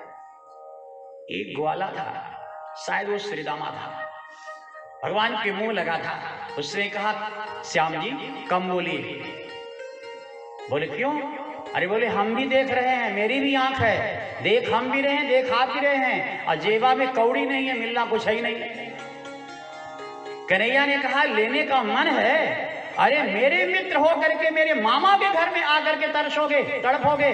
मामा, मामा की मेरे नगरी है, सारी संपदा मथुरा की मेरे मामा की है, तो भांजे का है, मेरा अधिकार है। जो चाहिए सो बोलो, बोलो क्या चाहिए, जो पसंद आए बोल दो। इतने में कुछ ग्वाल वालों को ललच आ गई। ग्वाल वालों ने कहा अच्छा ये बताइए, जितने लोग यज्ञशाला में आए होंगे सबके सुंदर सुंदर राजाओं वाले कपड़े होंगे, अगर दिला सकते हो तो बढ़िया राजा वाला कपड़ा दिला दो। भगवान ने कहा कपड़े की दुकान देखो। दुकान क्या देखते, नए नए कपड़ों के आगंतुकों के अपने रिश्तेदारों को देने के लिए उपहार में कंस ने धोबी को सहेज रखा था, इतना सारा कपड़ा रखा था। प्रेस कर कन्हैया ने कहा वो कपड़े ला रहा हूं, रुको। लेने के लिए गए। जैसे ही धोबी को संस्कृत में कहते हैं रजक, धोबी के पास गए और जाकर के सीधे कहते रजकस्य कराग्रेणा सिरह, कर हाथ से जोड़ लिया, सिरे से झुका दिया। हे रजक भाई, हिंदी में कहोगे तो धोबी, संस्कृत में कहोगे रजक। भगवान कहते हैं रजक भाई, हाथ जोड़े सिर झुकाया। बोला क्या है? बोले एक मदद चाहिए भगवान के नाम से। यज्ञ देखने जा रहे हो, ये सारे कपड़े हमारे ग्वाल वालों को दे दो, बस यज्ञ देखने के बाद पूरे के पूरे कपड़े वापस लौटा देंगे, खाली धो के फिर प्रेस कर लेना, क्या बिगड़ जाएगा। लेकिन भैया हम लोग गरीब वृंदावन के रहने वाले हैं, हमको देने के लिए कुछ नहीं है, ये गरीब तो केवल दुआ देंगे, दुआ। लेकिन क्या बोला, सुनता रहा सुनता रहा। अंत में भगवान ने कहा भाई बोल क्यों नहीं रहे हो? तो सर उठा के क्या कहता है, ए जिंदगी भर गैया चराने वाले ग्वाले राजा बनने का सपना देखते हो, बड़ी मार खाओगे, अभी भाग यहां से। कृष्ण भगवान ने कहा ये धोबी, मैं त्रेता का राम नहीं हूं कि 14 साल बीतने के बाद भी धोबी के कहने से सीता को फिर निकाल दिया। ये धोबी तो पीछे पड़ गया है, रामावतार में भी निकलवा दिया सीता, इस अवतार में भी आ गया। कृष्ण भगवान ने कहा कि अब वो अवसर नहीं देगा, एक बार चूक हो गई मेरे से। भोली भाली अपनी जानकी को कुछ धोबी के कहने से मैंने देश निकाला, दे दिया, तड़क तड़क पर अंततः मिली भी तो धरती में चली गई, वो अब अवसर नहीं आने देंगे। और भगवान ने छोटी वाली अंगुली, दाहिने हाथ की अंगुली को सीधे उसके ऐसे यहां रखा, तो क्या हुआ, रजकस्य कराग्रेणा शिरः कायादपादयत, जो ऐसे किया गर्दन कट करके अलग, गर्दन अलग। और उसमें से कपड़ों में से जरा गौर से ये देखेंगे, बड़ा आनंद आएगा। पीतांबर भगवान ने ले लिया और पहन भी लिया, नीलांबर दाऊ भैया ने ले लिया, श्वेतांबर ले लिया नंद बाबा ने, और रंग बिरंगे जितने कपड़े थे वो सब ग्वालवाल ले लिए। जिस पर एक रंग चढ़े वो कृष्ण बलराम या नंद है, और जिस पर रंग बिरंगा का आनंद लेना हो तो समझो वे दुनियादारी है। सारे ग्वालबाल रंग बिरंगे ले लिए, अब लेकर के चले। अब जैसे ही लेकर के चले आनंद पूर्वक सब अपना अपना वस्त्र देखते जा रहे हैं। जब आगे बढ़े भगवान ने मुस्कुरा के कहा, देखा मेरे मामा की नगरी, सब भांजे का अधिकार है। कोई बोला तो बलराम जी ने कहा, कृष्ण वो धोबी मर गया है, उसको क्या करें? बोले दाऊ भैया वो तो हम भी देख रहे हैं, अब बारी बारी से क्या करेंगे, अब थोड़ी देर में मामा भी मरने वाला है तो उसके साथ ही इसका भी अंतिम संस्कार हो जाएगा, मामा के साथ होगा। बलराम जी ने कहा क्या? बोले मामा तो मरने वाला है, मैंने सारी कुंडली यहां तैयार है, देखिए, ये केवल कृष्ण और बलराम ही आपस में बोल रहे हैं। आगे जब बढ़े, भगवान ने ग्वाल वालों से कहा, और कोई इच्छा हो तो बोलो भैया, फिर अवसर मिले ना मिले, बोलो और क्या चाहिए। तो सारे ग्वाल वालों ने कहा, कृष्ण ये जो कपड़े दिलाए हो ना, ये कपड़े तो राजाओं वाले हैं और बड़े सुंदर हैं, लेकिन एक समस्या है कि अपना तो है नहीं, किसी को बहुत ढीला लग रहा है, किसी को बहुत कसा लग रहा है, लगता है किसी का मंगनी मांग कर लाया है। इससे अच्छा तो हमारा फटे वाला था। ये दूसरे का मांग कर लाना, ये हमको अच्छा नहीं लगा। बोले तो ऐसा बोलो ना, दर्जी ढूंढो, दर्जी को निवेदन करेंगे, दर्जी सब ठीक कर देगा, देखना तुम्हारे शरीर में अच्छा लगने लगेगा। दर्जी की तलाश मथुरा में शुरू हो गई। दर्जी को संस्कृत में कहते हैं वायक। वायक नाम का एक दर्जी था। ततस्तु वायकः प्रीतः तयोर्वेशम् अकल्पयता। और वो दर्जी इतना सुंदर था, जैसा चाहो उतना सुंदर वो सजा देता था। इतना सुंदर सारे कपड़े सिल करके सेट कर दिए, और सेट करने के बाद और भगवान को प्रार्थना किया, प्रभु मेरे अहो भाग्य, अहो भाग्य मेरे। चल दिए। अब जब आगे बढ़े, भगवान ने कहा और कुछ चाहिए, यज्ञशाला नजदीक आ रही है, और कुछ चाहिए। तो ग्वाल वालों ने कहा कि ये कपड़े राजाओं के हैं, और दर्जी ने सेट भी कर दिया, तो लगता है कि मैं राजा ही हो गया।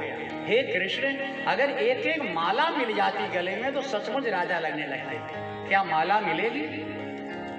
भाई कितना भी शरीर सजा लो, माला ही माला माल करती है। माला माल होना है तो माला को अपनाओ। अभी यज्ञ में जा रहे हैं ना, कभी भी यज्ञशाला जाइए, कथा वार्ता में जाइए तो माला चाहिए। बोले देखो दुकान। संयोग से मथुरा में एक सुदामा नाम का माली था, थोड़े पागल किस्म का था। पागल हमको कहना नहीं चाहिए, ये अधिकार हमें नहीं है, लेकिन अगर आप सुनोगे तो आप भी थोड़ा मन में कहोगे। और मुझे ऐसा लगता है जिसको दुनिया वाले पागल कहते हैं वही भगवान के ज्यादा नजदीक होता है। और आप देख लीजिए जरा, आप देख करके अनुभव करिए कि किस किस्म का है। और पहले नाम सुन लीजिए। ततः सुदाम्नो भवनम मालाकारस्य जगमतो तौ दृष्ट्वा स समुत्थाय ननाम शीर्षा भुवि। एक सुदामा नाम का माली था, बूढ़ा था, 7-8 बच्चे थे। 7-8 मैं इसलिए कह रहा हूं, आप सोचो कि मेरा 7 कहो या 8, 7 दावे के साथ कहता हूं, 8वें को इशारे से कहता हूं, क्योंकि 7 बाहर हैं, एक पेट में है, इसलिए मैंने 7-8 कहा है। लेकिन गरीबी है, गरीबी तो उसी सुदामा जैसी है जो द्वारिका वाला सुदामा, गरीबी है।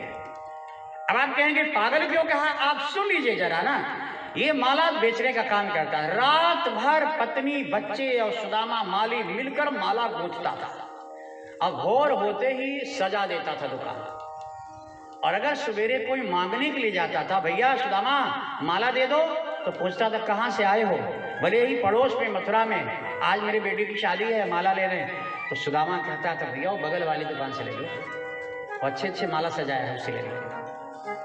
हम जो भी आता था सबको टाल देता। मैंने माली को कर्तव्य है, ग्राहक आया तो स्वयं पहले अपना सामान बेचना चाहिए। लेकिन सुदामा का संकल्प भीतर तो कुछ और। एक दिन तो पत्नी नाराज हो गई। पत्नी ने कहा दुकान का आया ग्राहक दूसरे की दुकान भेजते हो, बच्चे भूखों मर रहे हैं, घर में चूल्हा नहीं जल रहा है। सुदामा ने कहा हे धर्म हीरो, हे मेरी धर्म पत्नी, मेरे दिल का संकल्प तो सुनो। मेरा एक संकल्प है कि माला हम सबको नहीं बेचेंगे, माला हम उसे देंगे जो आ करके मुझसे कहेगा कि मैं वृंदावन से आया हूं, कृष्ण मेरा नाम है। जिस दिन मेरे गोपाल आकर के माला मांगेंगे, हे मेरी भामिनी, मैंने ये सारी माला अपने गोपाल के लिए बनाई है, तो मैं दुनिया वालों को क्यों बेच दूं? लेकिन पत्नी ने कह दिया गोपाल के लिए माला बनाए हो, लेकिन जो बच्चे भूखों मर रहे हैं, भूखे भजन न हो गोपाला। बोले अब जो भी हो, सारी जिंदगी महाराज 80 साल की उम्र हो गई, सारी जिंदगी रात भर माला बनाता था, दिन भर सजा रहता था, और शाम होते होते एक बगीचे में गड्ढा खोद करके और सारी माला डाला, फिर रात भर बना। अब इसको आप क्या कहेंगे? रात भर बनाता, दिन भर टांगे रहता, रात में गड्ढे में गाड़ देता, फिर बना, सारी जिंदगी बीत गई। अब उनको तो मरने हैं। एक दिन पत्नी व्याकुल हो गई कि ऐसे काम नहीं चलेगा। तो सुदामा ने कहा, पत्नी से कहा कि देवी, एक मजदूरा किसी मालिक का काम करता है तो वो देता है कुछ ना। जब संसार में किसी के नाम की कोई माला जपता है तो वो देता है। मैं अपने दीनानाथ के नाम की माला बनाई है सारी जिंदगी, क्या वो मुझे कभी नहीं देगा? जोड़ कर देगा, ब्याज सहित देगा, जब वो देगा तो छप्पर फाड़ कर देगा। इतना भाव महाराज जिस व्यक्ति के अंदर हो तो मेरे प्रभु को आना पड़ेगा। और यह कथा जब मैं पढ़ता हूं तो मुझे ऐसा लगता है, क्या दृष्टिकोण था भगवान का मथुरा आना मैं नहीं जानता, लेकिन मुझे लगता है इस माली के लिए भगवान आए, जो इतने वर्षों से माला बना बना कर अपने भगवान के नाम की और गड्ढे में गाड़ देते। आज मेरे भगवान आ गए, ग्वाल बालों के साथ आ गए, और दौड़ करके भगवान गए। कृष्ण और बलराम दोनों गए, और दोनों जाकर के जैसे सामने खड़े होते हैं, और भगवान कृष्ण ने कहा, बाबा माला दोगे? तो आदत पड़ी थी रोज की, 80 साल की आदत थी। कह दिया, बेटा बगल वाली दुकान से ले लो, वो उसमें अच्छी माला मिलेगी। बोल दिया। कृष्ण भगवान ने कहा, बहुत भोला है।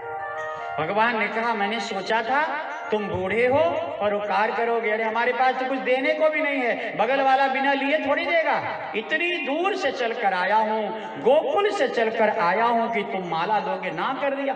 ज्यों गोकुल शब्द सुना, वह बूढ़ा माली ऐसे दौड़ा कि श्री सुखदेव जी कहते, तो दृष्टवा, तो माने दोनों, कृष्ण बलराम दोनों को देख करके, तो दृष्टवा ससमोत्थाय, बड़े झटके से उठे, ननाम, और झटके से गिरे, लेकिन गिरे तो कहा शीर्षा भूवि, सिर माथा कृष्ण के चरणों में गिरा। भगवान ने तुरंत पकड़ के उठा लिया। भगवान ने कहा, चोट तो नहीं लगी? बोले लगी, लेकिन अच्छी जगह लगी। जिसके लिए बड़े बड़े ऋषि महात्मा तरसते हैं चरणों की रज के लिए, आज मेरा मस्तक वहां गिरा। प्रभु आप कहां से आए हो? बोले नंदगांव से। बोले आपके पिता का नाम? बोले नंद जी। बोले आपका नाम? बोले मुझे तो बहुत कुछ लोग कहते हैं, लेकिन मैया मुझे कान्हा का तक बुलाती है, नंद का छोरा हूं। सोचो कितना मगन प्रसन्न हुआ होगा वह माली, और अपनी पत्नी से बच्चों से बुलाकर क्या स्वागत सत्कार किया। गरीब क्या करेगा? गरीब तो आंसुओं से सत्कार करता है, आंसू मोती बन करके निकलता है, हृदय भाव द्रवित हो जाता है। भगवान ने पूरा सत्कार लिया, और भगवान के गले में पीले कमल की माला डाला, बिना पूछे। बलराम जी के गले में नीले कमल की माला डाल दी। कन्हैया ने पूछा, बाबा तुम जानते थे क्या कि मुझे क्या पसंद है? बोले हाँ कृष्ण, मैं माली हूं ना, माली का यही कर्तव्य है। 80 साल का अनुभव मेरा है, मैं किसी को देख करके क्या पसंद है ये मैं नहीं जानता, लेकिन किसके शरीर में कैसी माला अच्छी लगेगी वो पहचान मुझे है। कृष्ण तुम्हारे शरीर में पीली माला अच्छी लगेगी। ये गोरे हैं ना बलदाऊ जी, इनके शरीर में नीला अच्छा लगेगा। नंद जी ने कहा, तो फिर मेरे बताओ। बोले आपके शरीर में तो सफेद वाली माला, पीत कमल की माला कृष्ण के गले में, नील कमल की माला दाऊ भैया के गले में, और श्वेत कमल की माला नंद बाबा के गले में, और सारे ग्वाल वालों के गले में रंग बिरंगी माला डाला। चले। कृष्ण भगवान ने कहा, चले? बोले हाँ प्रभु, बड़ी कृपा हुई। टोली चलने लगे। जब चलने लगे, गरीबी इम्तिहान लेती है। गरीबी कभी देखे हो आप? घबराना नहीं। जब चलने लगे भगवान कृष्ण, तो पत्नी ने कहा, माली अपने पति से, स्वामी कुछ बोलिए। बोले क्या बोले? बोले 80 साल जिसकी आपने माला बनाई है, अगर आज भी कुछ नहीं मिला तो मरने के सिवा कोई रास्ता नहीं। बोलिए। देखो भाई मेरे, दुनिया में भले मत मांगो, लेकिन प्रभु के मंदिर में जाकर दिल खोल कर मांगो। वहां भी संकोच करोगे तो प्रभु को अच्छा नहीं लगेगा। पत्नी बार बार कहती है, लेकिन कहते वो सब जानता है, उससे कहने की जरूरत नहीं है, वो सब जानता है। लेकिन पत्नी बार बार कह रही है, कुछ कहिए, कुछ कहिए। भगवान चल दिए, थोड़ी दूर चले गए, तो सुदामा माली ने कहा, तुम ही क्यों नहीं कहती हो? तो धीरज टूट गया। इम्तिहान लेती है, गरीबी इम्तिहान लेती है। माली की पत्नी दौड़ करके गई और कहती है, कृष्ण। बोले हाँ बोलो। वही बोल देती तुम, इतनी दूर दौड़ के आना पड़ा। बोलो क्या बात है? बोले आपको पसंद क्या है? आपका पसंद? बोले मैं अपनी पसंद बता दूं? बोले हाँ। बोले 2 प्रकार के लोग मुझे अच्छे नहीं लगते। बोले कौन कौन? बोले बहुत धनवान होकर के अगर दान न करे, एक वो मुझे पसंद नहीं है। धनवंतम अदातारम, धनवान होकर के अदाता हो। और निर्धनत्वम, गरीब होकर के जो प्रभु से खुल करके न मांगे। गरीब होकर के जो भगवान का भजन न करे, गरीब होकर के भगवान से दिल खोल करके न मांगे, वो मुझे पसंद नहीं है। और धनवान होकर के जो दान पुण्य न करे, वो पसंद नहीं है। तो पत्नी सिमट गई। पत्नी ने अपने माली से कहा कि आपने देखा, मांगिए, दिल खोल कर मांगिए। बोले हम नहीं मांगेंगे, तो मांगो। पत्नी ने हिम्मत जुटा के कहा, अब कैसे कहे? हिम्मत जुटाकर कहा, ये मेरे बच्चे हैं। बोले वो तो देख रहे हैं। बोले 22 दिन से चूल्हा घर में नहीं जला है। बोले तो हमको क्यों सुना रहे हो? बोले इनकी नसें देख लीजिए, एक गरीबी है श्याम। जिस प्रकार से तेल के बिना दिया की बाती बुझ जाती है, तो अन्न न मिले तो इन बच्चों का प्राण निकल जाएगा। कृष्ण ने कहा, तुम मुझे उलाहना दे रही हो क्या?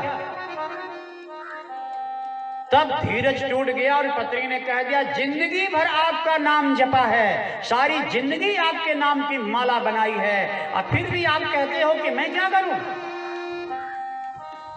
मैं अवसर का लाभ लीजिए, घबराइए नहीं, दिल खोल करके मांगिए, डंडे की चोट पर मांगिए। अवसर चूक जाएगा तो ठीक नहीं है। जैसे केवट ने मौका पाया तो ब्रह्म को भी पार उतरने के लिए अपनी कसौटी में कस लिया। दुनिया भले कुछ कहे, कहती रहे, लेकिन केवट ने जो चाहा वो करवा लिया। आज यहां भी पत्नी ने दिल खोल करके कहा कि आप कहते हो कि उलाहना दे रहे हैं, सारी जिंदगी आपके नाम की। भगवान ने कहा, शांति शांति, क्या प्रमाण है कि तुमने मेरे नाम की माला बनाई है? क्या प्रमाण है? बोले प्रमाण, ये बगीचा का सारा गड्ढा माला से भरा है। बोले झूठ तो नहीं बोलती हो? कोई एक गड्ढा से माला निकाल दे, माला डाली होगी तो सड़ी गली कुछ पड़ी होगी ना। एक भी माला अगर दिखा दे मालिन, तो उसने कहा चलिए, भगवान को पकड़ करके ले गई बगीचा में, सारे गड्ढे। बोले सब, बोले कहाँ है माला, दिखा, सड़ी गली माला। बच्चों को लेकर के गड्ढा ऐसे ऐसे मिट्टी हटाने लगी जहां गड़ी थी। अब मिट्टी हटाने लगी, भाई माला तो सड़ी पड़ी होगी नीचे। जब मिट्टी हटाया तो जितनी माला उस गड्ढे में थी, उतने सोने के घड़ों में हीरा भरा था। उतने सोने के घड़े हीरों से भरे थे। आंखें फटी की फटी रह गई। वह माली की पत्नी ने अवाक रह गई। और उस समय सुदामा नाम का माली ने देखकर मुस्कुरा कर देखा, देता है तो छप्पर फाड़ कर देता है। देखा तुमने? रोने लगा माली ही, भावुक हो गया। भगवान मेरी पत्नी बुद्धिहीन है, आप माफ करना इसे। भगवान ने कहा, माफ तो तुम्हें नहीं करना चाहिए, जो हिम्मत तुमने नहीं दिखाई वो इसने दिखाई। और भगवान ने कहा कि देवी, जितनी माला मेरे नाम से तुमने गाड़ के रखी है, हर माला को मैंने सोने के घड़ा में हीरा बनाकर रखा है। तुमने लिया ही नहीं तो हम क्या करें? जितने भी गड्ढे हैं, जब जब जरूरत पड़े गड्ढे से मिट्टी हटा देना। एक एक माला, एक एक फूल का हिसाब दे करके आया हूं। सारा परिवार, माली की पत्नी ने हाथ जोड़ करके कहा, भगवान हमको अब ये नहीं चाहिए, ये नहीं चाहिए। बोले फिर क्या लोगे? गरीबी में तड़पे। बोले भगवान ये नहीं चाहिए। बोले क्या चाहिए? बोले हमको अब हमको न दीजिए, हमारी पूरी माली जाति के लिए दे दीजिए। होता है ना, केवट ने वादा किया था कि पैर धोऊंगा तब ले जाऊंगा। किसी तरह भगवान लड़ झगड़ करके समझा करके लक्ष्मण को धुलवाने लगे। अपने धो दिया तो कहता है कि पत्नी भी थोड़ी धो ले। पत्नी भी धो लिया तो सारे बच्चों से भी धुला दिया। अब बच्चे भी धो लिए तो अंत में कहता है कि भैया प्रभु जी, मैं तभी पार करूंगा जब पितर पार कर मुदित मन प्रभु ही गयो नहीं पार। सारे पितरों को जो मरे हैं 21 पीढ़ी पहले से, सबको पार करने की गारंटी दीजिए तभी ले जाऊंगा। माने शुरू हुई अपने से, फिर सारे परिवार, खानदान, पितर मरे हुए तक को मुक्त करने का वादा ले लिया और भगवान ने किया। मौका जब मिले तो जीवन में चूकना नहीं है। आज यही स्थिति यहां पर हुई। मालिन ने अपने परिवार के नहीं, बच्चों के लिए नहीं, पूरी दुनिया की माली जाति के लिए वरदान मांग लिया। प्रभु दीजिए तो पूरे माली जाति के लिए दीजिए। और भगवान ने वरदान क्या दिया? भगवान ने वरदान दिया कि जाओ देवी, जाओ, मैं वरदान देता हूं, आज से माला बेचने वाले माली जाति को दे रहा हूं कि 4 दिन का पुराना बासी, कल शाम का तोड़ा हुआ फूल सवेरे बासी हो जाता है। और मेरे बनकर कोई चढ़ाता है तो मैं खुश नहीं होता, लेकिन माली अगर 1 हफ्ते पुरानी माला भी रखा होगा तो जिस दिन देगा उसी दिन का ताजा मान करके मैं स्वीकार करके आशीर्वाद दिया करूंगा। माली, इसलिए ध्यान रखिएगा, पूरी माली जाति के लिए भगवान ने कहा। एक बात और ध्यान दीजिएगा, खास करके भगवान को चढ़ाने के लिए अगर माला खरीदना है तो भगवान का वचन है कि माला लेने जाना, जो दाम बोल दे उस पर टीका टिप्पणी नहीं करना, कम लेना, 4 की जगह 2 चढ़ाना, 1 चढ़ाना, जो बोल दे दाम वही लेना, कम ज्यादा कराने के चक्कर में नहीं तो दूसरी दुकान देख लो। अगर जिस माला फूल का मोल लगा दिया किसी ने, मैं उस फूल माला को स्वीकार नहीं करता। ये माली को वरदान भगवान ने दिया। आजकल बड़ा होता है, इतने में दे दो, इतने में दे दो, 10 माला लेना है, इतना कैसे दाम लगाओ, इतने में दे दो। अरे 10 की जगह 5 लो ना, तो ये लो, जो बोले सो। भाई मेरे, माली की माला, पहले तो देखो हम भी नहीं जानते थे ये श्लोक। जब मैं पढ़ा करता था उनको लगता है क्यों लिखा है, क्यों लिखा है। एक बार बनारस में मेस्सी घाट में मैं माला लेने गया, तो जैसे माला लेने गया, एक बूढ़ी माई बैठी थी। तो एक व्यक्ति खरीद रहा था, बोले माई कितने में है? बोले 10 रुपए में। बोले 10 लेना है, 5-5 रुपए में लगाओ। तो उसने कहा ले जाओ भैया। हमने पूछा कि कितने में? बोले 10 रुपए का है, जो देना हो दे दो। हमने कहा जब 10 रुपए में है तुमने 5 में क्यों दिया उसको? बोले क्या करें, बेचना तो है ही है ना, ले लो। हमने कहा कि कम क्यों करते हैं? तो वो रोने लगे। जब हमने बहस कर दिया तो रोने लगी। इस सच, एकदम सच्ची बात है। हमने कहा रो क्यों रही हो? बोले पंडित जी, लोग क्या कीमत लगाएंगे मेरे माला की? इस मेरे माला की कोई कीमत नहीं है। ये तो मैं बोल देती हूँ 10, 5, 20, इसकी कोई कीमत नहीं है। हमने कहा मतलब? और रोने लगी। उसने कहा मेरे को एक ही बेटा था, इकलौता बेटा था और सवेरे जल्दी माला बना के लानी है तो 3 बजे जाकर बगीचे में फूल तोड़ता था। जानते हो, आज के 1.5 साल पहले 3 बजे रात में ही मेरे लिए, माँ के लिए 3 बजे रात में ही फुलवाड़ी में जा करके माला फूल तोड़ने लगा। पंडित जी, उसी रात में 1.5 साल पहले एक सांप ने मेरे बेटे को काट लिया और मर गया। मैं इस फूल माला में अपने बेटे को गंवाया है, कोई क्या कीमत इसकी दे सकता है। मेरा बेटा चला गया है, मेरे कलेजे का टुकड़ा चला गया है, आखिर वो कीमत भी तो इसी में जुड़ी है ना। महाराज इतना बोल करके वो रोने लगे। हमने कहा धन्य है। तब मेरी समझ में आया कि सच में भागवत का श्लोक सही लिखा है। भगवान ने कहा है मेरे चढ़ाने के लिए फूल लाना तो उसका मोल मत करना, जो बोले वो दे दो, दान समझ कर दे दो। तुम्हें लगता है कि ज्यादा मांग रही है तो पुण्य समझ करके दे दो, लेकिन मोल न करना। या तो दूसरी दुकान में चले जाओ, पूछ पूछ के आगे बढ़ जाओ और जो समझ में आए वो ले लो, लेकिन कम और ऐसे तर्क वितर्क उससे न करो। पूरी माली जात के लिए आशीर्वाद दिया। इसके बाद आगे बढ़े। जैसे ही आगे बढ़े माली गुनगुनाने लगे। आगे बढ़े, ग्वाल वालों सो कहा कि और कुछ चाहिए? बोले अब कुछ नहीं चाहिए। कपड़े हो गए राजाओं के, सेट भी हो गया दर्जी से, माला भी हो गई सुंदर सी, अब ठीक है। इतने में एक ग्वाल ने कहा कि कृष्ण, अगर थोड़ा सा चंदन में मिल जाता तो पूरे राजा हो जाते। बलराम जी ने कहा चंदन के बाद फिर कहेगा मुकुट हो जाता तो राजा हो जाते, फिर कहोगे कोई रियासत का राजा बनवा दीजिए सहियों में। बलराम जी ने कहा कृष्ण यज्ञशाला देखने चलिए, ये मनुष्य की इच्छा कभी पूरी नहीं होती। लेकिन कन्हैया ने कहा नहीं दाऊ भैया, बोलने दो, जिंदगी भर ये गरीब सखा मेरे साथ गैया चराए हैं, मौका मिला है आज बोलने दो। चंदन चाहिए, चंदन की दुकान देखो। तो संजोग से सब कोई कहता है ये मलयागिरी की दुकान है, ये गोपी चंदन की दुकान है, ये देखो लाल चंदन की दुकान है। भगवान ने कहा ये घिसने वाला काम हमको नहीं करना, बना बनाया चंदन जहां वो दुकान ढूंढो। संजोग से चलती फिरती एक दुकान थी, 3 जगह से टेढ़ी काली कलूटी एक कुब्जा नाम की कंस के दरबार की दासी, और इसका काम बहुत ज्यादा वेतन था इसका, और इसका काम केवल इतना था चंदन बना करके, अगुर का चंदन, तगर का चंदन, केसर का चंदन, कस्तूरी का चंदन, अनेक प्रकार के चंदन बना करके कंस को ले जाकर लगाया करते थे। और एक राज किसी को आज तक पता नहीं है, किसी को भी पता नहीं, केवल उग्रसेन को पता है, और उन्होंने अपने बेटे कंस को भी कभी नहीं बताया। ये दुर्वासा ने आशीर्वाद दिया था उग्रसेन से कि लंबी उम्र तुम्हारे बेटे की होगी।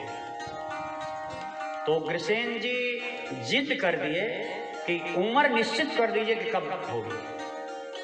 जब बार बार जिद कर दिए तो दुर्वासा जी ने कमंडल से जल निकाला और फूंक करके फेंक दिया, और जब फूंक दिया तो 3 बार ऐसे छिड़क दिया। तो 3 बार जहां पर छिड़के वहीं से 3 जगह की टेढ़ी ये कुब्जा पैदा हो गया। बोले इस लड़की को ले जाओ, देखने में बड़ी कुरूप है, और इसी के हाथ का चंदन तुम लगाना अपने बेटे को, सारा जीवन लगा। जब तक यह चंदन लगाती रहेगी तब तक तुम्हारा बेटा दुनिया में रहेगा। और ध्यान रखना, केवल तुम्हारे बेटे को लगाएगी। जिस दिन यह कुब्जा किसी और को चंदन लगा देगी तो जिसे पहला चंदन लगाएगी उसी के हाथ से तेरा बेटा मर जाएगा। ये राज कृष्ण को पता है, इसलिए भगवान श्री कृष्ण सीधे कुब्जा के पास चंदन मांगने गए, कटोरा में लेते। बिलोक के कुब्जां युवतीं वराननां प्रक्षयांतीं प्रहसन रसप्रदः। ये श्लोक को अगर आप देखेंगे तो माने बड़ा विचित्र इसका भाव है। भगवान मुस्कुराते हुए, हंसते हुए, और सीधे जाकर के कहते हैं कि युवतीं वरान, हे युवती, हे वरानना, हे सुंदर चेहरे वाली, सुंदर मुंह वाली। जिंदगी में पहली बार मथुरा में किसी ने 3 जगह से टेढ़ी काली कलुटी कुब्जा की प्रशंसा की। बड़ी खुश हो गई भीतर भीतर, मेरी प्रशंसा करने वाला मथुरा का तो नहीं हो सकता। और ठहर गई, और ठहर करके कहती है कि कहाँ से आए हो? बोले वृंदावन से। बोले तभी इतने सुंदर बोलते हो, वृंदावन के लोग अच्छे होते ही हैं। तो भगवान और मुस्कुराने लगे। तो कहती है कि मैं इतनी काली हूं फिर भी तुम मुझे सुंदरी कह रहे हो? अरे बोले तो हम भी तो काले हैं, तो तुम भी काली हो। काला काले को ना पसंद करेगा। तो जब भगवान ने कहा काला काले को पसंद करेगा, तो उसको थोड़ा कुछ दिमाग घूम गया, कुछ ज्यादा ही सोच लिया और मन में सोचने लगी कि लगता है ये हमको पसंद करेगा। अब भाई अब कोई क्या सोच ले तो क्या सोच ले। और हम तो कहते हैं अगर भगवान में सोचते हो तो कोई बात नहीं, दुनिया में मोह नहीं करो। मोह अगर करना ही है तो अपने दीनानाथ से करो, उनसे सुंदर कोई नहीं होगा। अगर किसी पर मोह होता है, लड़का हो चाहे लड़की, अगर किसी पर मोह होता है तो थोड़ी देर के लिए सोच लो, इसको मेरे भगवान ने बनाया है। तो भगवान जिसे बनाए हैं वो इतना सुंदर हो, तो इसको बनाने वाला वो तो और अच्छा सुंदर होगा, उसी पे डायरेक्ट मोहित हो।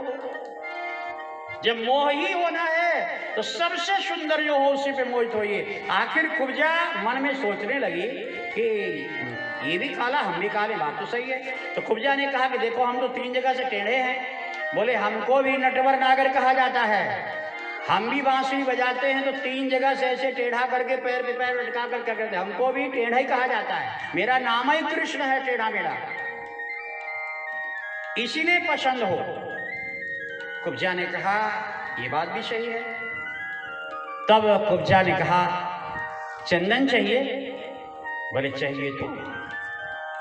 बोले लो।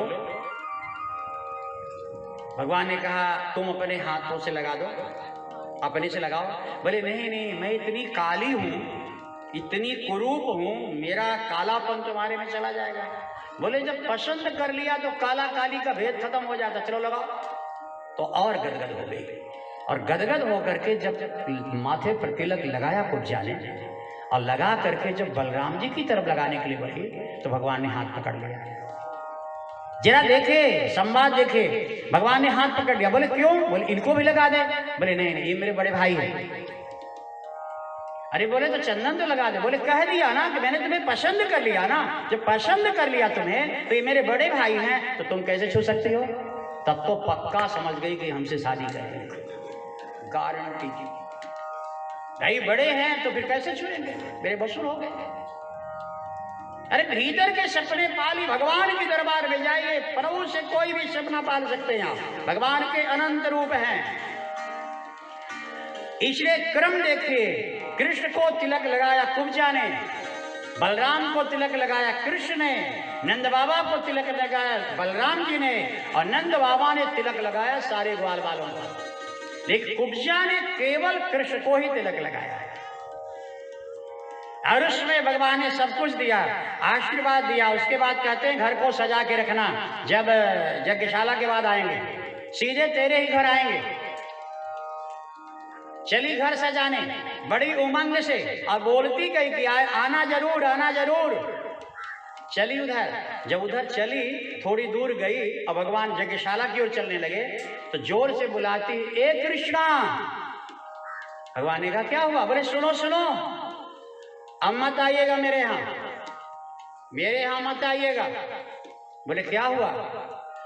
बोले आओगे तो मुझे पाओगे नहीं, क्योंकि कंस के सारे गुप्तचर मुझे 24 घंटे देखते हैं, और अगर हमने किसी दूसरे को चंदन लगा दिया तो सूली पर लटका दिया जाएगा, और गुप्तचरों ने बता दिया होगा कंस को कि मैंने आपको तिलक लगाया है। अब मेरी मौत निश्चित है, मुझे पाओगे नहीं, वो मुझे मार डालेगा, अब मत आना। भगवान ने कहा ठीक है अब जाऊं? कुब्जा ने कहा ठीक है जाइए। लेकिन कुब्जा ने कहा एक बात तो बता दीजिए कि अगर हमसे कोई पूछे जिंदगी में कि भगवान को चंदन लगाने का फल क्या है, भगवान को चंदन क्यों लगाया जाता है, तो हम क्या उत्तर दें, आप बता सकते हैं? कृष्ण भगवान ने कहा, हाँ, मुझे चंदन लगाने का फल क्या है ये मैं बता सकता हूं। आप बताओ, मैं थ्योरी में बता दूं कि प्रैक्टिकल? बोले प्रैक्टिकल बता दीजिए तो और अच्छा। बोले इधर आओ। पास बुलाया, बाल को पकड़ा जब ऐसे, अब पैर को पैर से दबाया भगवान ने और झटके से पकड़कर खींच दिया। 3 जगह से जो टेढ़ा था वो सीधा हो गया और एक बार बाल पकड़कर पूरा ऐसे करके बांध दिया। सारा शरीर काला घोरे रंग में बदल गया, साक्षात लक्ष्मी जैसा रंग। बोले अब जा।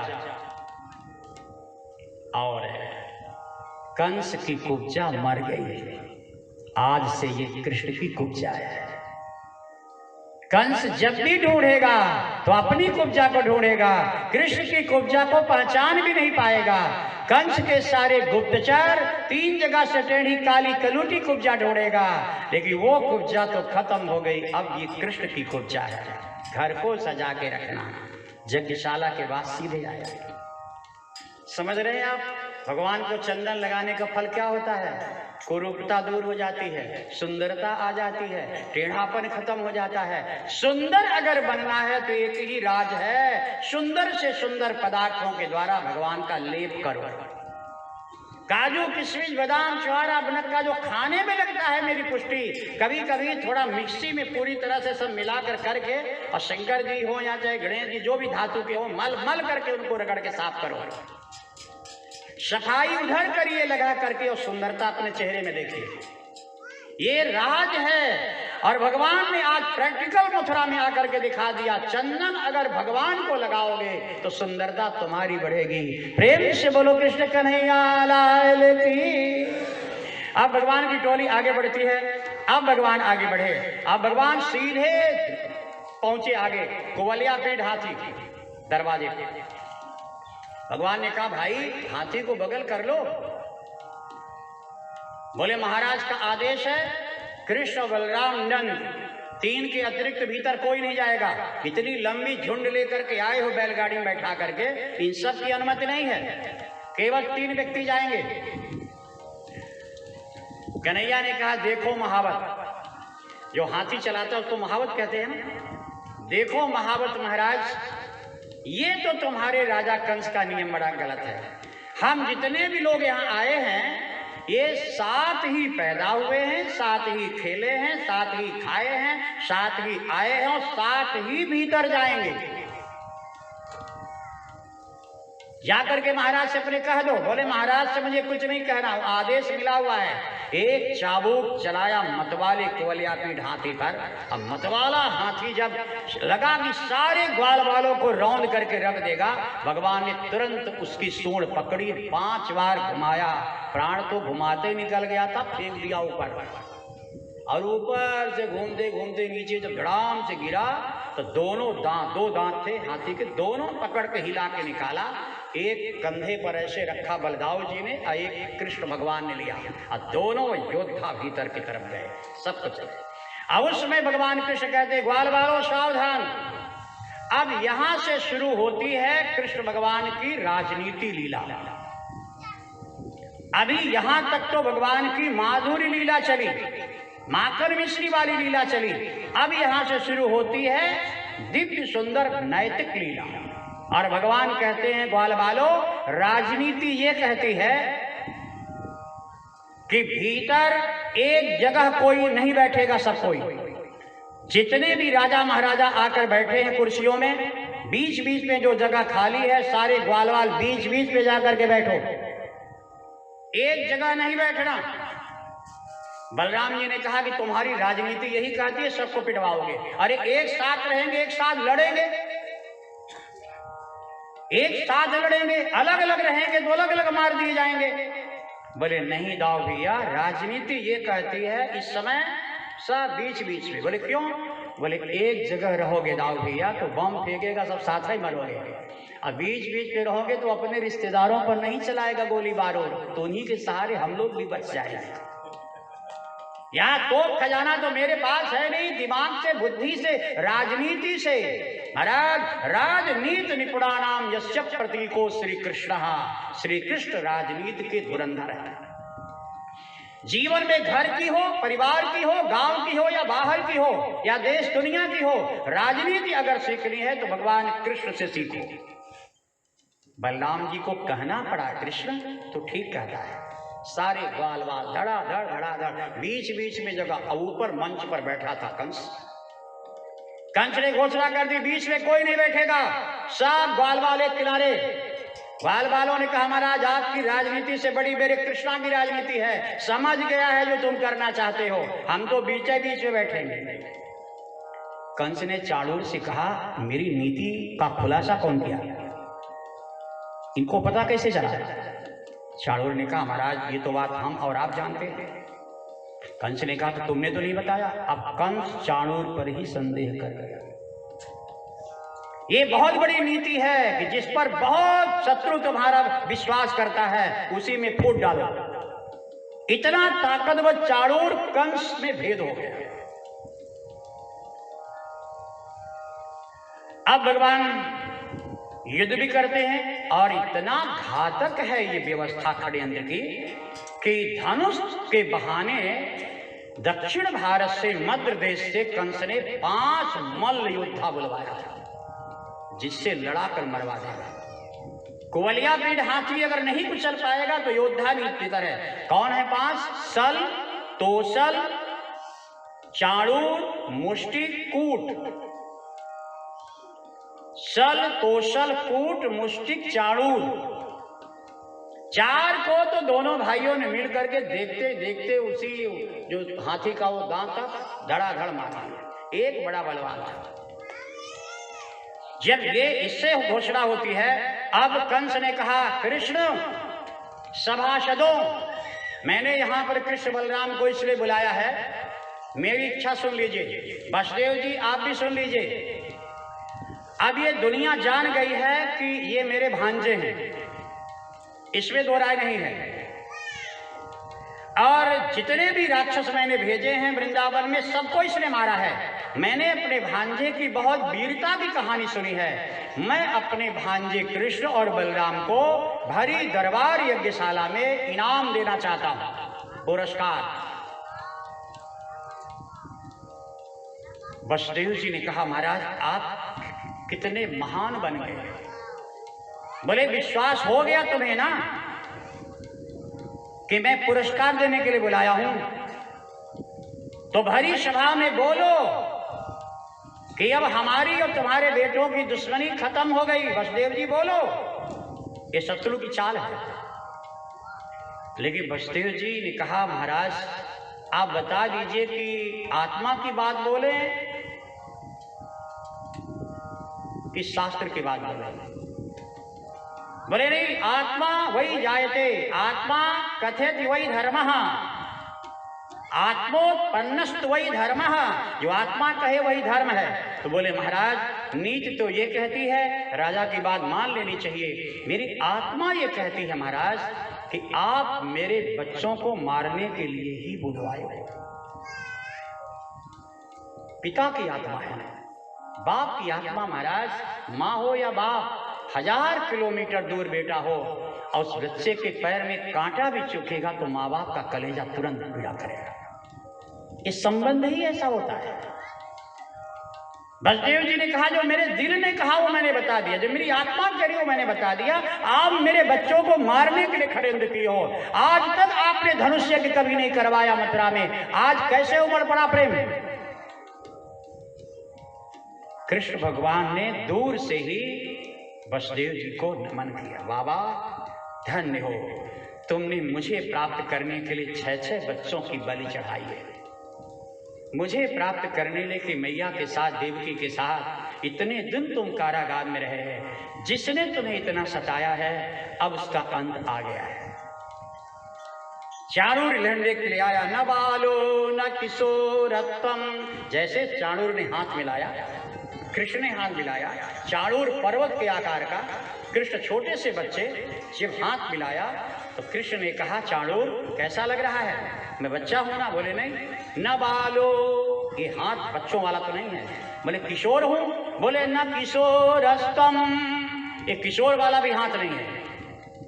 बोले फिर, बोले न बालो न किशोरत्तम बलश्च बलिनाम बरह।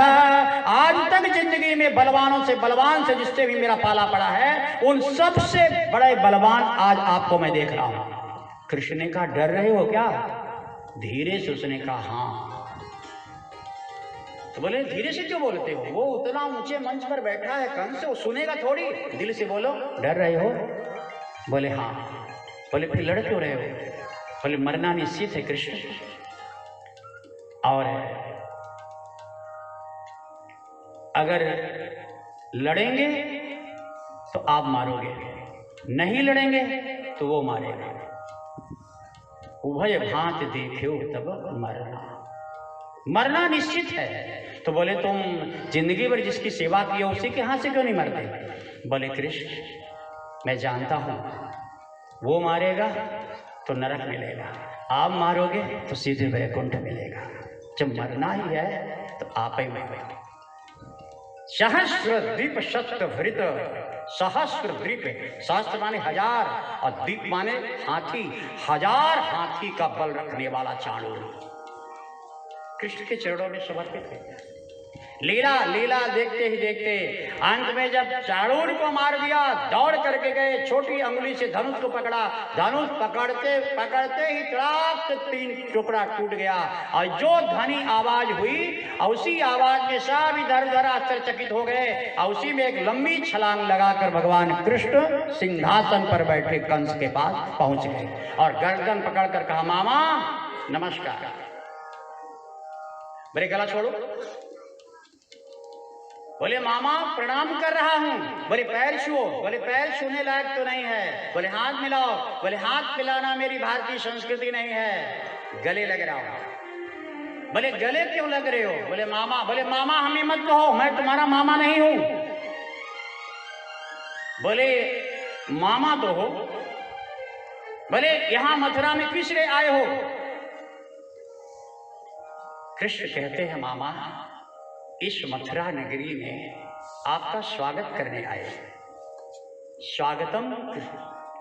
बोले मेरी नगरी में? बोले आपकी नगरी कभी नहीं थी, न है और न होगी। ये मेरी नगरी है, मेरी रही है और मेरी रहेगी। हम अपनी नगरी में आपका स्वागत करते हैं मामा, स्वागतम। बोले मामा क्यों कहते हो?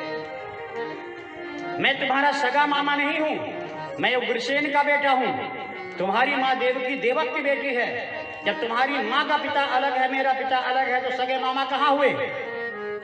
बोले धन्यवाद मामा, यही तो दुनिया को भ्रम है। आज आपने दुनिया को बता दिया कि आप मेरे सगे मामा नहीं हैं। अगर सगे होते तो कभी आते वृंदावन, आप मेरे सगे नहीं हैं। बोले फिर मुझे मामा क्यों कह रहे हो? बोले आपका भ्रम, मैं मामा कह रहा हूं, आपको नहीं कह रहा हूं। मामा मैं इसलिए कह रहा हूं, माँ एक माँ ने जन्म दिया वो है देवकी, और एक माँ ने पाला वो है यशोदा। दोनों को तुमने लाया है, इसलिए आज इस समय माँ जन्म देने वाली पालन करने वाली दोनों माँ को पुकार करके कह रहा हूं माता आज तुम्हारा सारा आंसू का बदला हम लेने के लिए यहाँ पे आए हैं। हम दोनों माँ को कह रहे हैं मामा, ये पागल अपने को समझ रहा है मामा। कितनी विचित्र बात है। ऐसा लगता है कि अब तुम स्मृति ठीक तुम्हारी नहीं है। तब कंस ने कहा अच्छा तुम अपनी दोनों माँ को कह रहे हो, हमारा तुम्हारा रिश्ता क्या है? बोले रिश्ते की बात करोगे तो तुम भी काला हम भी काले, लेकिन तुम मत वाला मैं मुरली वाला। रिश्ते की बात अगर करता है तो तू है मेरे पिता का साला। बोले यहाँ क्या करने? बोले स्वागत करने आया हूं मामा, यमराज तुम्हें पुकार रहा है। बहुत हो गया मथुरा में, अब आप प्रस्थान करो। मामा इस मथुरा नगरी में कान्हा करे प्रणाम। कान्हा करे प्रणाम, मामा कान्हा करे प्रणाम। कान्हा करे प्रणाम, मामा कान्हा करे प्रणाम। मामा तुमको इस मथुरा में, मामा तुमको इस मथुरा में कान्हा करे प्रणाम, ओ मामा कान्हा करे प्रणाम, मामा कान्हा करे प्रणाम। ओ गोकुल नगरी से आया हूँ, गोकुल नगरी से आया हूँ, कृष्ण है मेरा नाम, मामा कान्हा करे प्रणाम, ओ मामा कान्हा करे प्रणाम, ओ मामा कान्हा करे प्रणाम, मामा कान्हा करे प्रणाम। हरि बोल।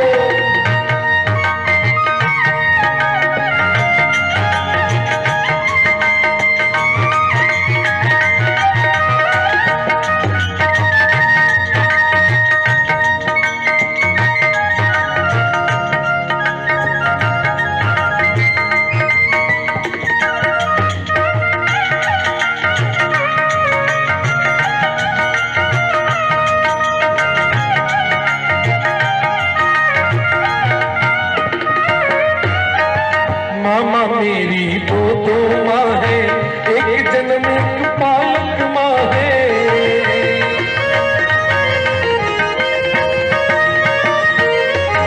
दोनों को तुमने ही रुलाया, उनके हित मथुरा को आया।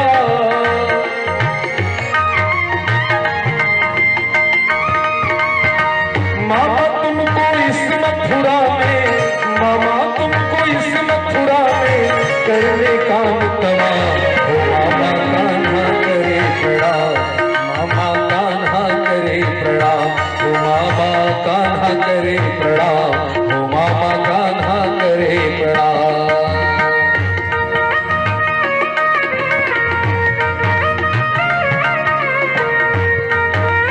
हरि बोल।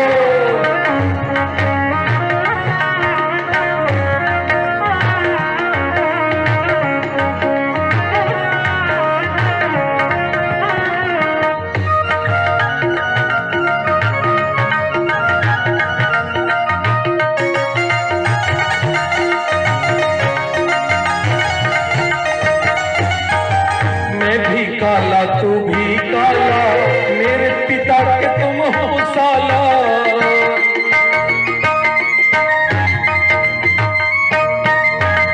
मैं भी काला तू भी काला, मेरे पिता के तुम हो साला।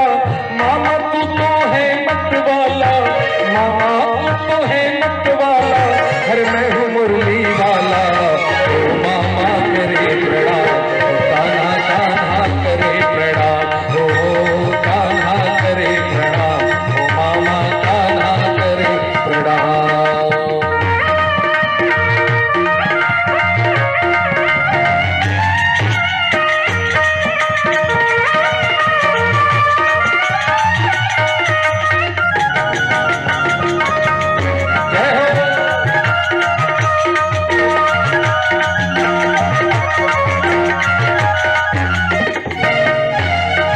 मुझको यशमती ने है पाला, मैं तो हूँ जग का रखवाला।